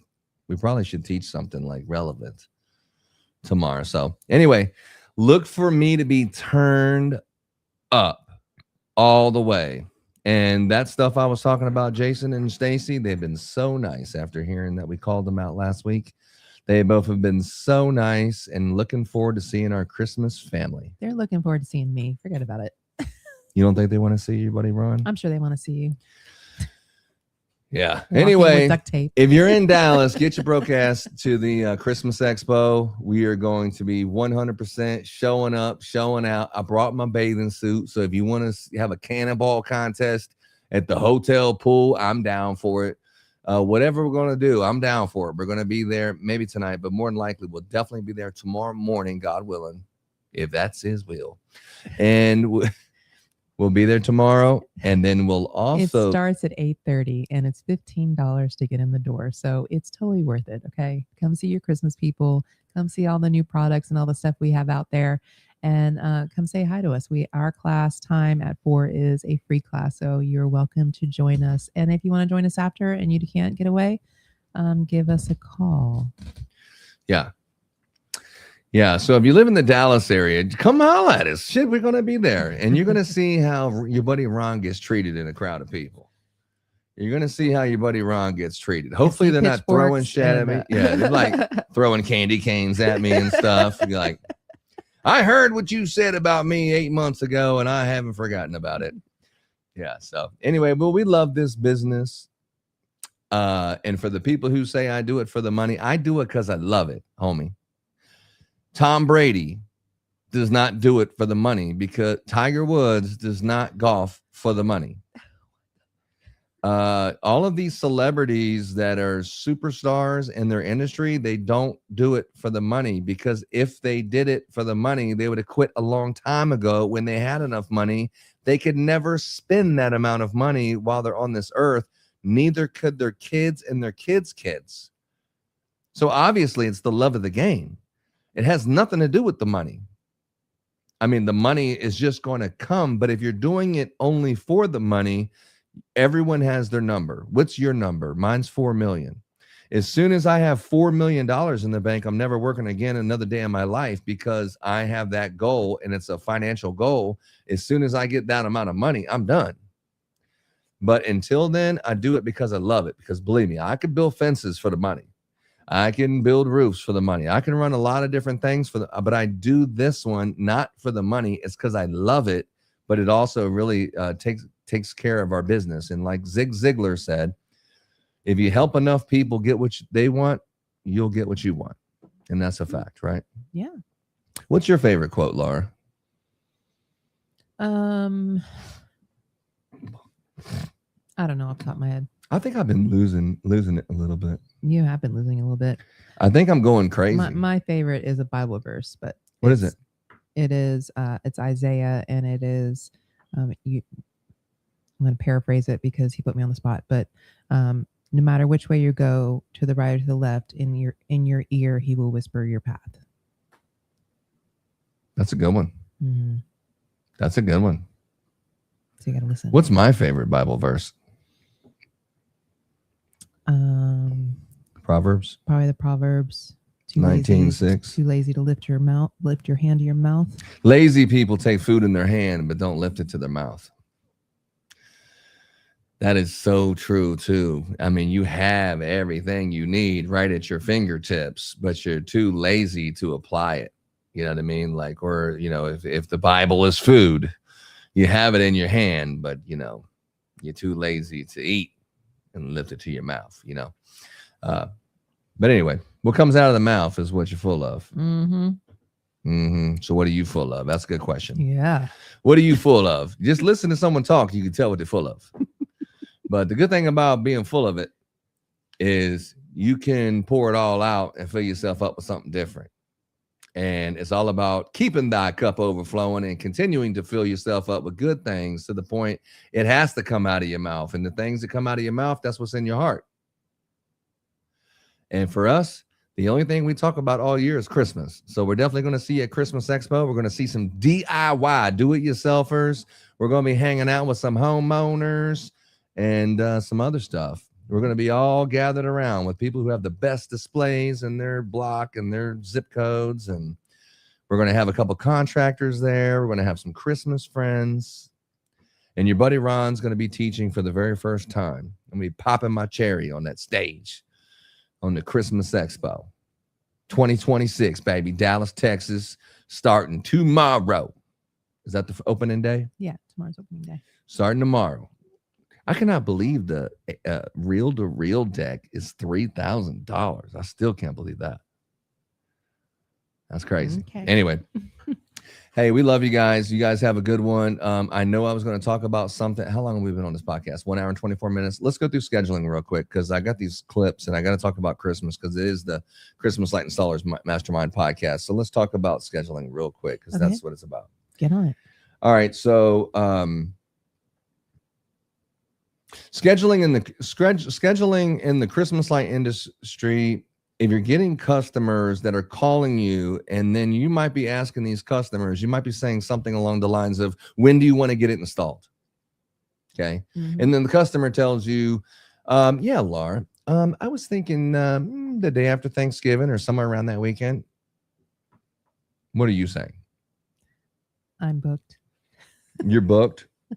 Well, it's July. People are already booked on the calendar, and it's only July. You're already booked. Yes. Well, when can I get installed then? Well, getting it installed, well, it depends. The earlier you get it installed, the cheaper it is. So can I talk you into maybe October? So like maybe the first week of November then? Is it cheaper than day after Thanksgiving? No, October is. But that's actually cheaper. earlier. Well, you're just trying to get me all messed up. I'm asking you a question. Our busiest time is the first week of November. That is when our high-end clients want to be installed. Prime time in the Christmas light industry is the first week of November. Okay. There's two different types of customers. There's one that wants to be installed. They don't mind if they're installed before Thanksgiving. And then there's your traditional customers that don't want to be installed before Halloween. They don't mind being installed in October before Halloween. And then you have the ones that just have to be in November. Those are the two types of customers, right? Yes. You have some that don't want to be before Halloween, but they're okay of going to December.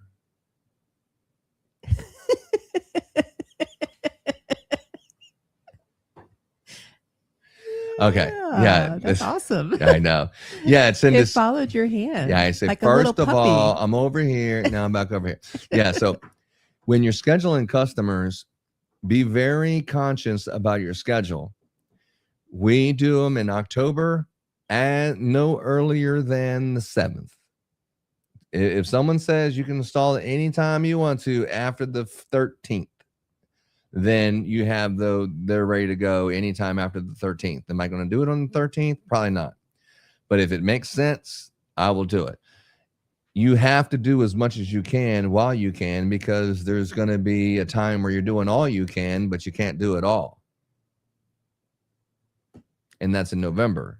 You need to do as much as you possibly can and get it preloaded into there. Another thing is your schedule needs to be fluid.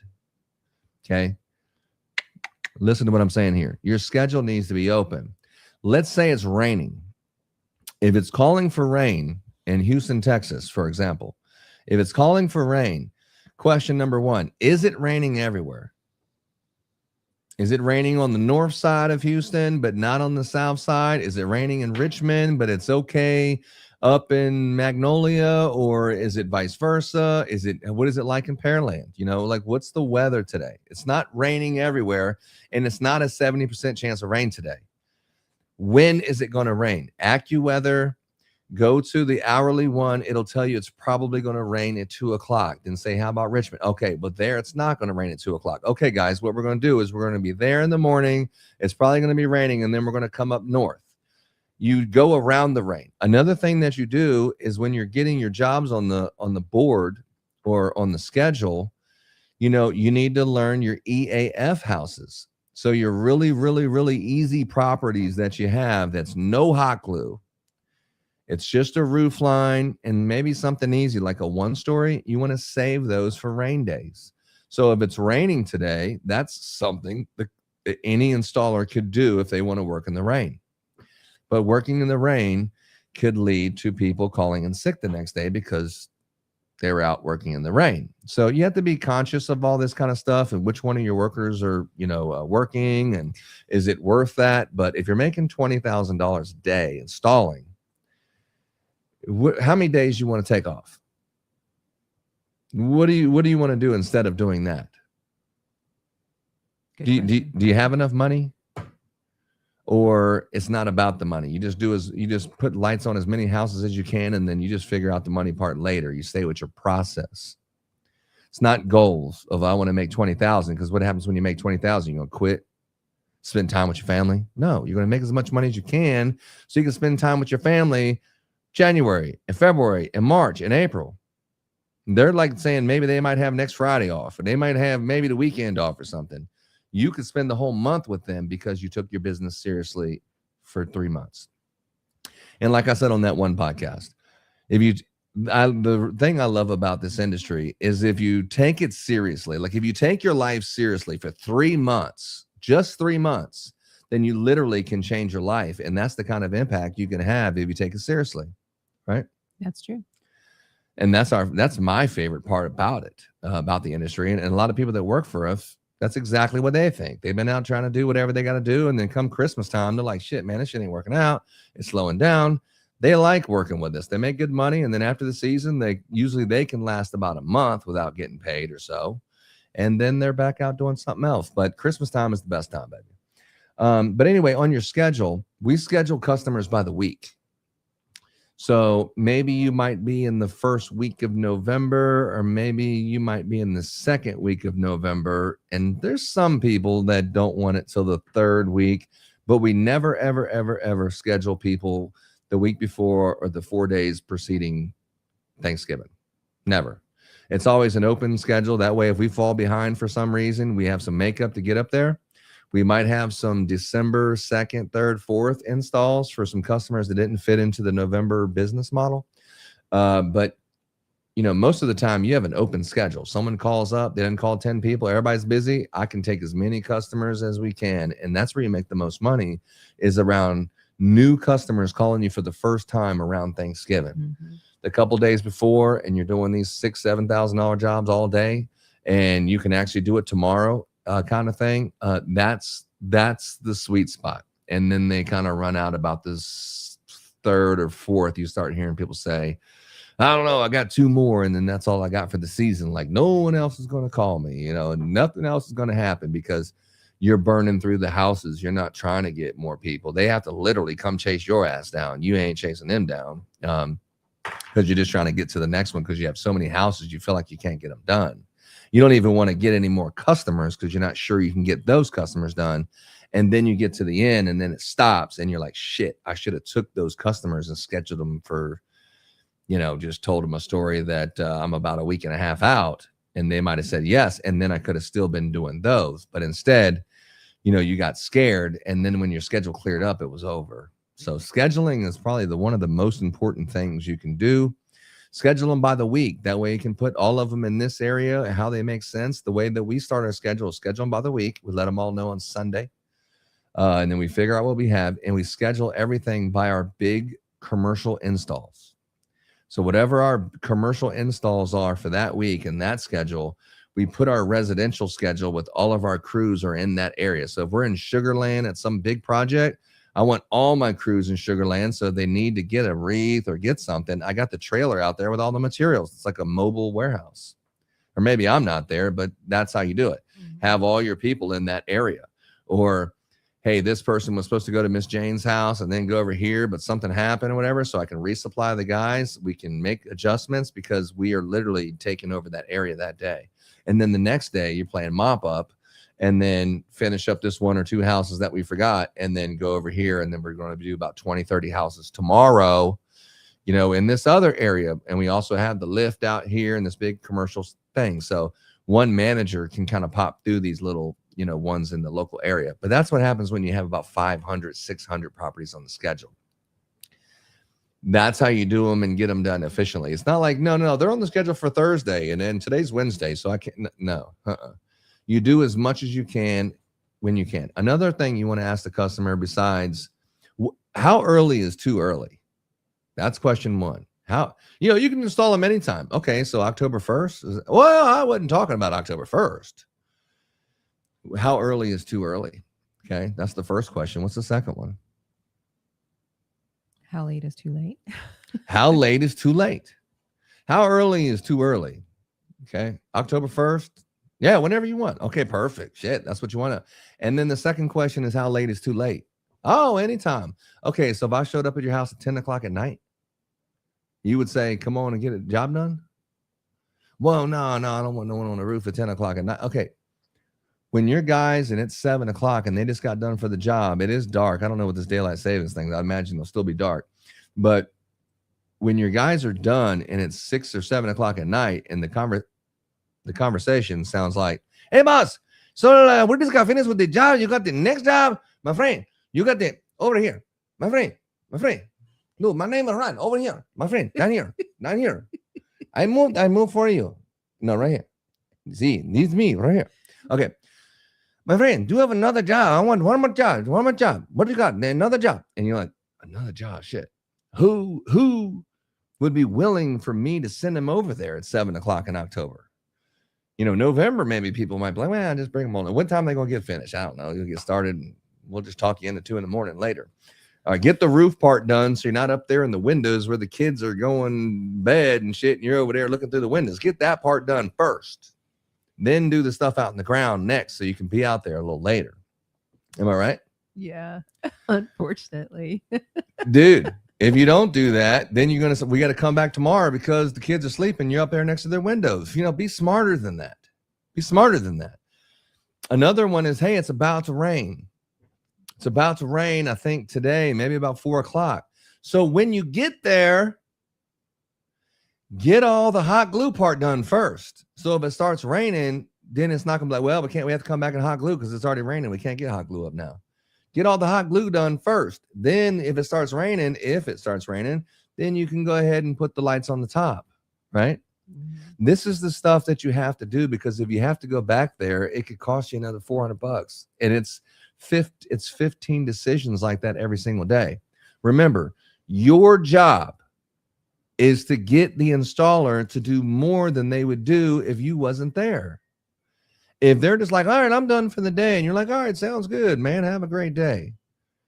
They don't even need you. There's no there's no reason for you to be there. You're not a manager. You're just a friend.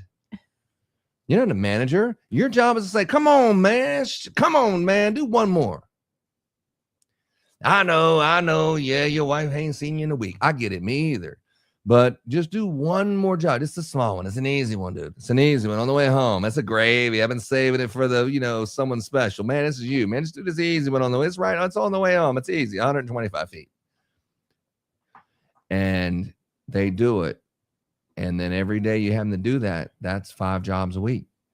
That's 6, 7 jobs a week times 3 crews, 4 crews. That's another 20 jobs. Just for you doing that, that's another how much money? Right? Yeah. You have to install Christmas lights to know what the hell I'm talking about. That's how much more money that you make. It's not like you could pause time and extend the season out even further than you already are. You're doing it as early as anyone will even let you, and you're going as late as possible if you're striving. But how much can you do in one day? Okay, if you're leaving at 5 o'clock, then you deserve everything that comes to you for your part-time efforts. Okay, this is a full-time position.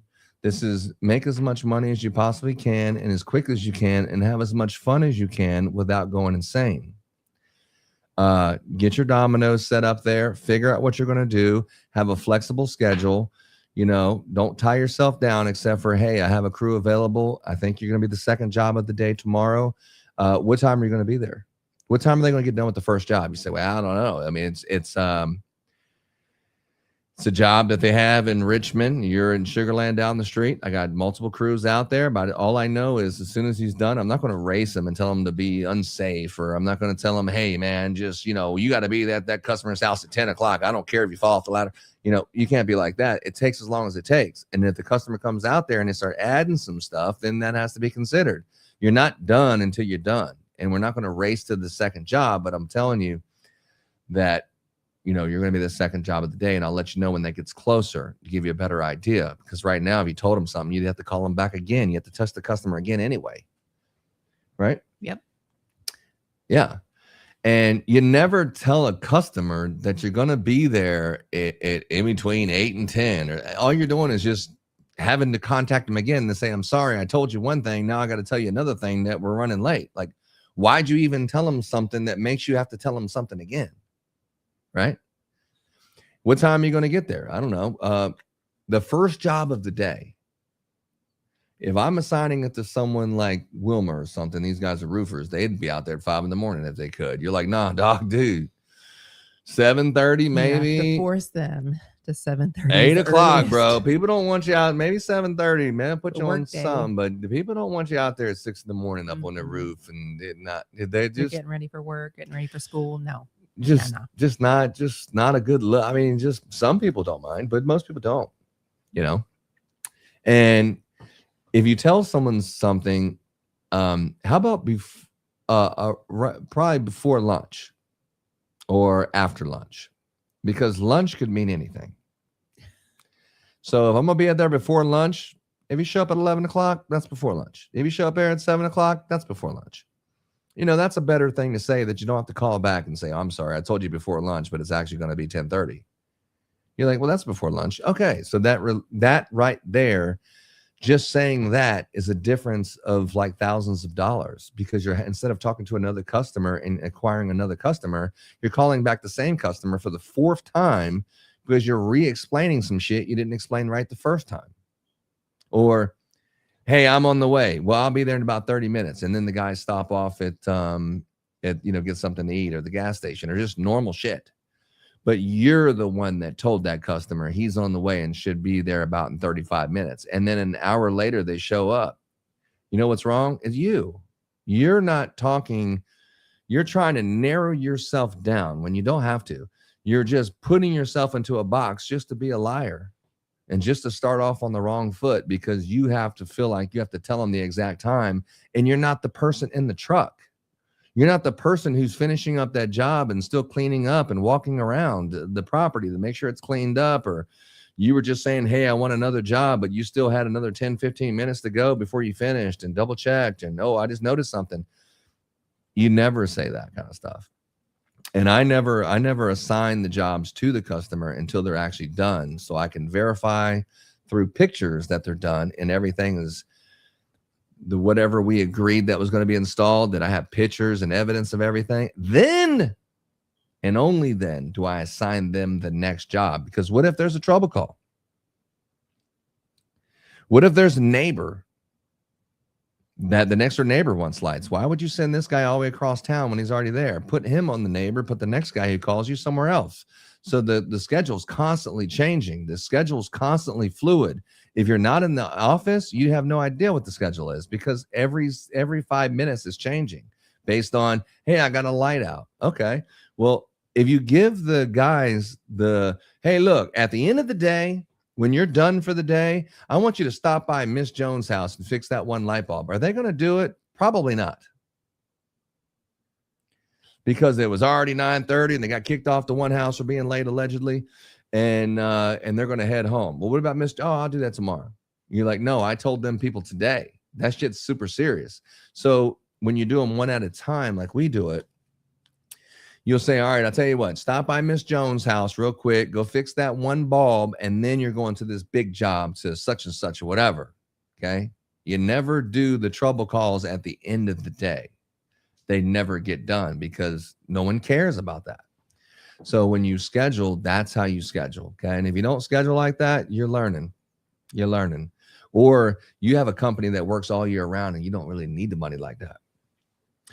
You just trying to get a little extra money, so you had a couple presents under the tree, and you go on a little vacation, and then you just can't wait to put your hands back on that pressure washer or that fencing materials, or you want to have a whole sleeve, your whole arm has just got nothing but wood shavings from it, from hitting that saw, and you covered in sawdust every damn day, right?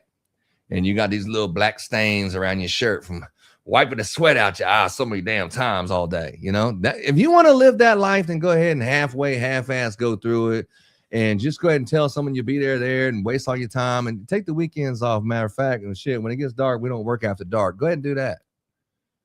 Go ahead and do that. But the people who are winning, they don't do that. They get as much as they possibly can, when they can, while they can, until they can't.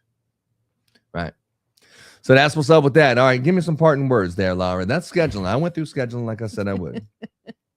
And there's more to it with scheduling, but that's the gist of it. Schedule by the week. Don't schedule by the day. Schedule by the week.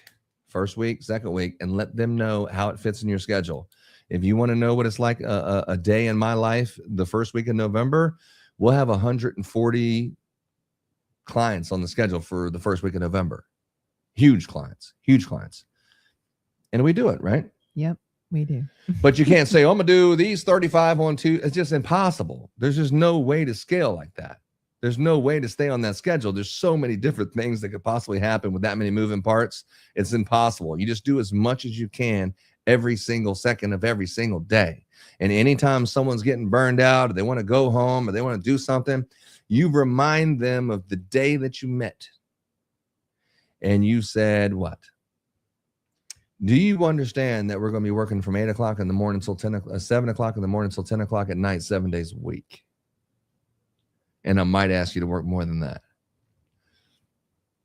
And then you have them talk to their wife about it and make sure that they understand that that's what those hours are. You don't tell them, well, we're probably going to work 8 hours and there might be some more, because you can never talk them into doing more. It's easy to say we're going to be working 18-hour days, but then, okay, we're done for the day after 9 hours. It's easier to do that than to say you're going to do this and then start to increase it from the beginning, because then they're going to start making up excuses, because most people don't have the balls to tell you themselves no. They'll blame it on their wife. Oh, my wife wants, like, we already talked about your wife the day that we met on your interview, and I said go talk to your wife and make sure your wife is okay with that. Remember that? So I don't want to hear about your wife said this and that. No. We already made this, that you're going to be working for me, because this is major league. If the people don't work for you every single day, they don't work for you at all. That's a fact. If you say, hey man, can I work for you like maybe Monday, Wednesdays, and Friday? Never, ever would I ever let someone work for me part-time. All they're doing, people stealing from you. Anyone's like, well, man, I have some roofs and stuff, but when I don't have some roofs, I got some labor. That's desperate. You're desperate taking people like that, because the next door neighbor is going to want something and they're going to do it tomorrow and tell you that they got a roof. I mean, they're just stealing from you left and right. You're just desperate, and you know that they're probably going to do it, but you're just so unorganized. You have to sit there and watch people stealing from you, and that will steal the Christmas spirit away from you big time. Even if your bank account's super swole and you got a lot of money, just knowing that the people working for you are stealing from you, and they're stealing from you is because of you, because you're the way that you hire, you let them go, you're desperate, you put them in there, you already knew they were going to do that, and they start stealing from you, and you're not keeping track of stuff, and you deserve it. You deserve it. And then you have a culture of people where everyone's stealing from you. And then, you're just the nicest person in the world, and loading up all these materials you paid a lot of money for so they can put it on someone's house and steal from you. I mean, that's the reality when you don't have your shit together in the Christmas business. This is the reason why most people can't do it, is because they don't have a process of how to do the job. They just listened to some stupid fucking YouTube video that told them a few little things, and that's not the reality of this. Okay. Winning is about having great communication, and you don't say something that 50% of the time is going to be untrue. Like, I'll be there in between 8 and 10. What's the chances of that being true? What's the chances of something happening? Okay. Don't say that. Okay. Be very careful of what you say. And this is coming from me, because you may say some stuff to get that sale, but you don't have another department to pass it off to, more than likely. It keeps wanting to look at me. It keeps the wanting other to look department. at my hand. Yeah, you don't have another department to pass it off to. At the end of the day, you're having to answer those questions. And then the customer tells you, well, you got this deal going where you gave me a $1,500 package, and I could have sworn I talked to the salesman and he said we're going to, like, well, ma'am, I'm the only person I was the person you talked to on the phone, and because you're doing everything from the phone. You have to have everything in writing of exactly what you're going to do, what you're not going to do, exactly what it's going to be, because the materials are so freaking expensive. You can't afford to put 800 feet of lights on this house and only charge them for 300. I don't care what you said. You can't do it. You have to figure out what you're doing, charge them by the increment. That way you don't make any stupid mistakes until you find out what you're doing. And you definitely want to lease. If somebody wants to give you $20,000 to buy it, then they're buying it. I mean, you're not 100% stuck on anything except for making money and being as efficient as possible. But leasing it and having ownership, anyone knows that that's the best deal, for running your business. And there's many different things I can talk to you about leasing and buying some other time, but leasing has definitely increased the value of our company, and we're going to continue to do that. Last thing before I jump off here is this one right here, Lara. Now, why don't you tell us about this one? This one's one of my favorite ones. This is your favorite one. Let's see it. This one is going to be this handsome fella right here. He's got a Santa Claus hat on. This is the real Santa Claus hat, and this is not a Photoshop AI. This is what kind of looks like it. Well, this is the 2026 Christmas Contractor.com season kickoff, which is going to happen on September 25th and 26th. It's going to be at our warehouse, and Ron and I will be hosting and doing the training for this event. You can do standard pass, which is a single person. You can have your team, which is up to 3. VIP pass, which includes if you're so basically, if you got a $4.99 package, it's usually $6.99, but you got a $500 package. It's for 2 days and it includes the food. It's 2 days and includes the food. And I'm talking about good food. I'm talking about 2 days of training and good food. It's okay. Anyway, so then if you have 3 people for $700, you have, was it a couple $100 a person? I mean, that's what the meals would cost for 2 days anyway. So you would be for 3 people, $700, you're in there. Now, what's the VIP pass? That's what we want to know. Because I like to go places VIP. I very seldom go anywhere if I'm not these days. But I used to go where $10 to reserve your ticket, your plane ticket on your wedding day, which is too much. But as you heard in the beginning of the podcast. But anyway, what about this VIP experience? What's that? VIP, if you're out of towner and you're coming into town, then we will come get you from the airport. We do live in the sticks. You can't buy. I would not suggest renting a car. It's not worth your time, and Uber is ridiculous. You will get. I can't even read that, but whatever. We have some event passes and some extra goodies for y'all that are getting the VIP. Yeah, the VIP is we come pick you up from the airport. Yeah, we'll get you from the airport and we'll take you to where you need to go. Yeah, so there was 2 people who got the VIP last year, but they didn't. They just went with the regular ticket. They didn't want to stay with us and didn't need any help or going out to dinners with us above and beyond or whatever. Because we had like breakfast and we had lunch, and then we went out to dinner. But anyway, we had some people come in last year and they didn't feel like staying in the lake house, but they stayed at their own Airbnb or whatever, and that's fine. Yeah. VIP, we'll come take you to we'll pick you up from the airport and we'll take you to your place. We'll make sure you're taken from that place to the training and then back to wherever you are after training. So it'll save you at least $200-300 in that. Plus you get some other stuff, some discounted rates and some different things that you'll be able to see later on. When we roll out this new website, you'll have some different perks for that VIP, but the VIP with the lake house, if you look at this price here, the price of this one is $900.99. No, it's $999. So it's a G. It's a G. What does it come with, Flower? Oh, you want me to talk now? Oh, I want you to put some, as they would say back in the Wildlands where I'm from. No, I'm not from the Wildlands, but they said put some sauce on it. Put some sauce on it.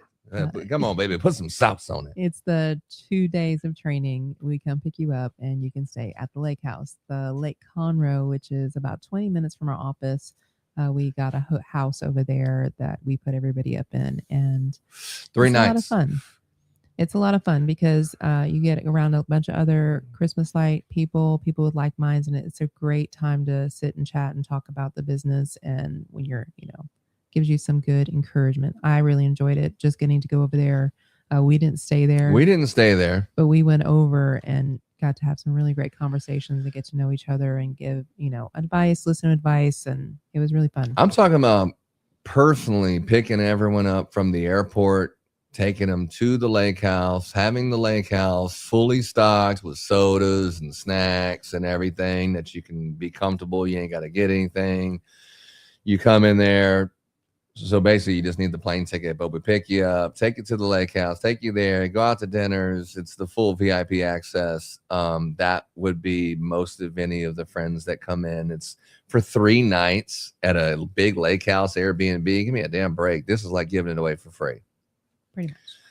Yeah, after the Ubers and all that kind of stuff. But yeah, so get the Lake House VIP, get the standard contractor pass. Definitely holla at your boy Ron and your girl Laura, and get your ass over there in Dallas tomorrow and come to the Christmas Expo.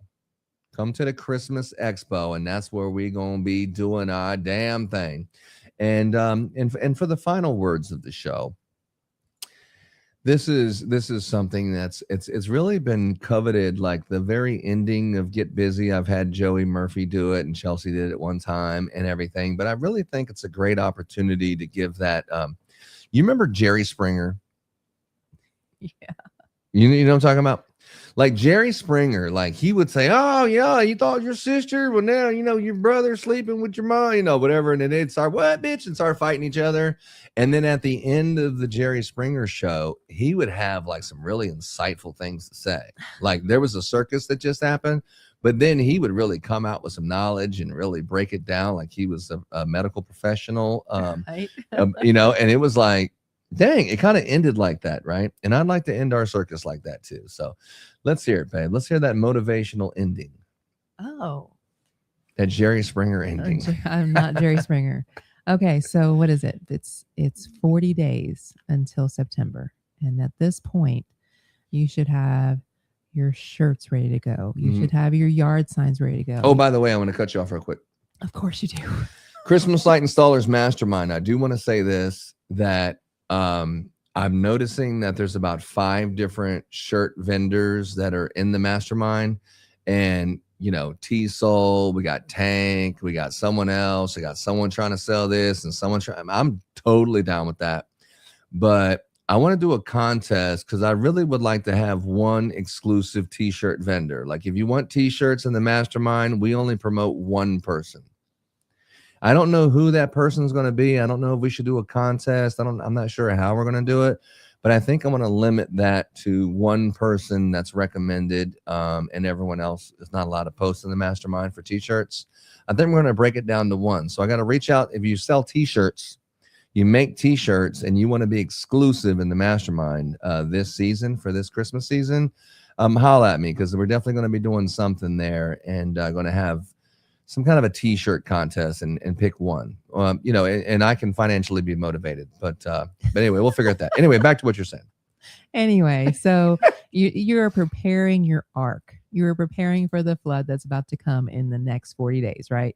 So in that season, we used to say last 40 days, but actually lasts longer now that you can install a little earlier and a little sooner with hitting it up in September. But you should have your T-shirts, your yard signs, a website, something place that people can land and see your services. Also have your Google Your Business page ready to go. You should have all these little things ready to go. And if you don't have them ready to go, it is time to get off your ass, people, and get busy. Get busy. Love you guys. See you tomorrow.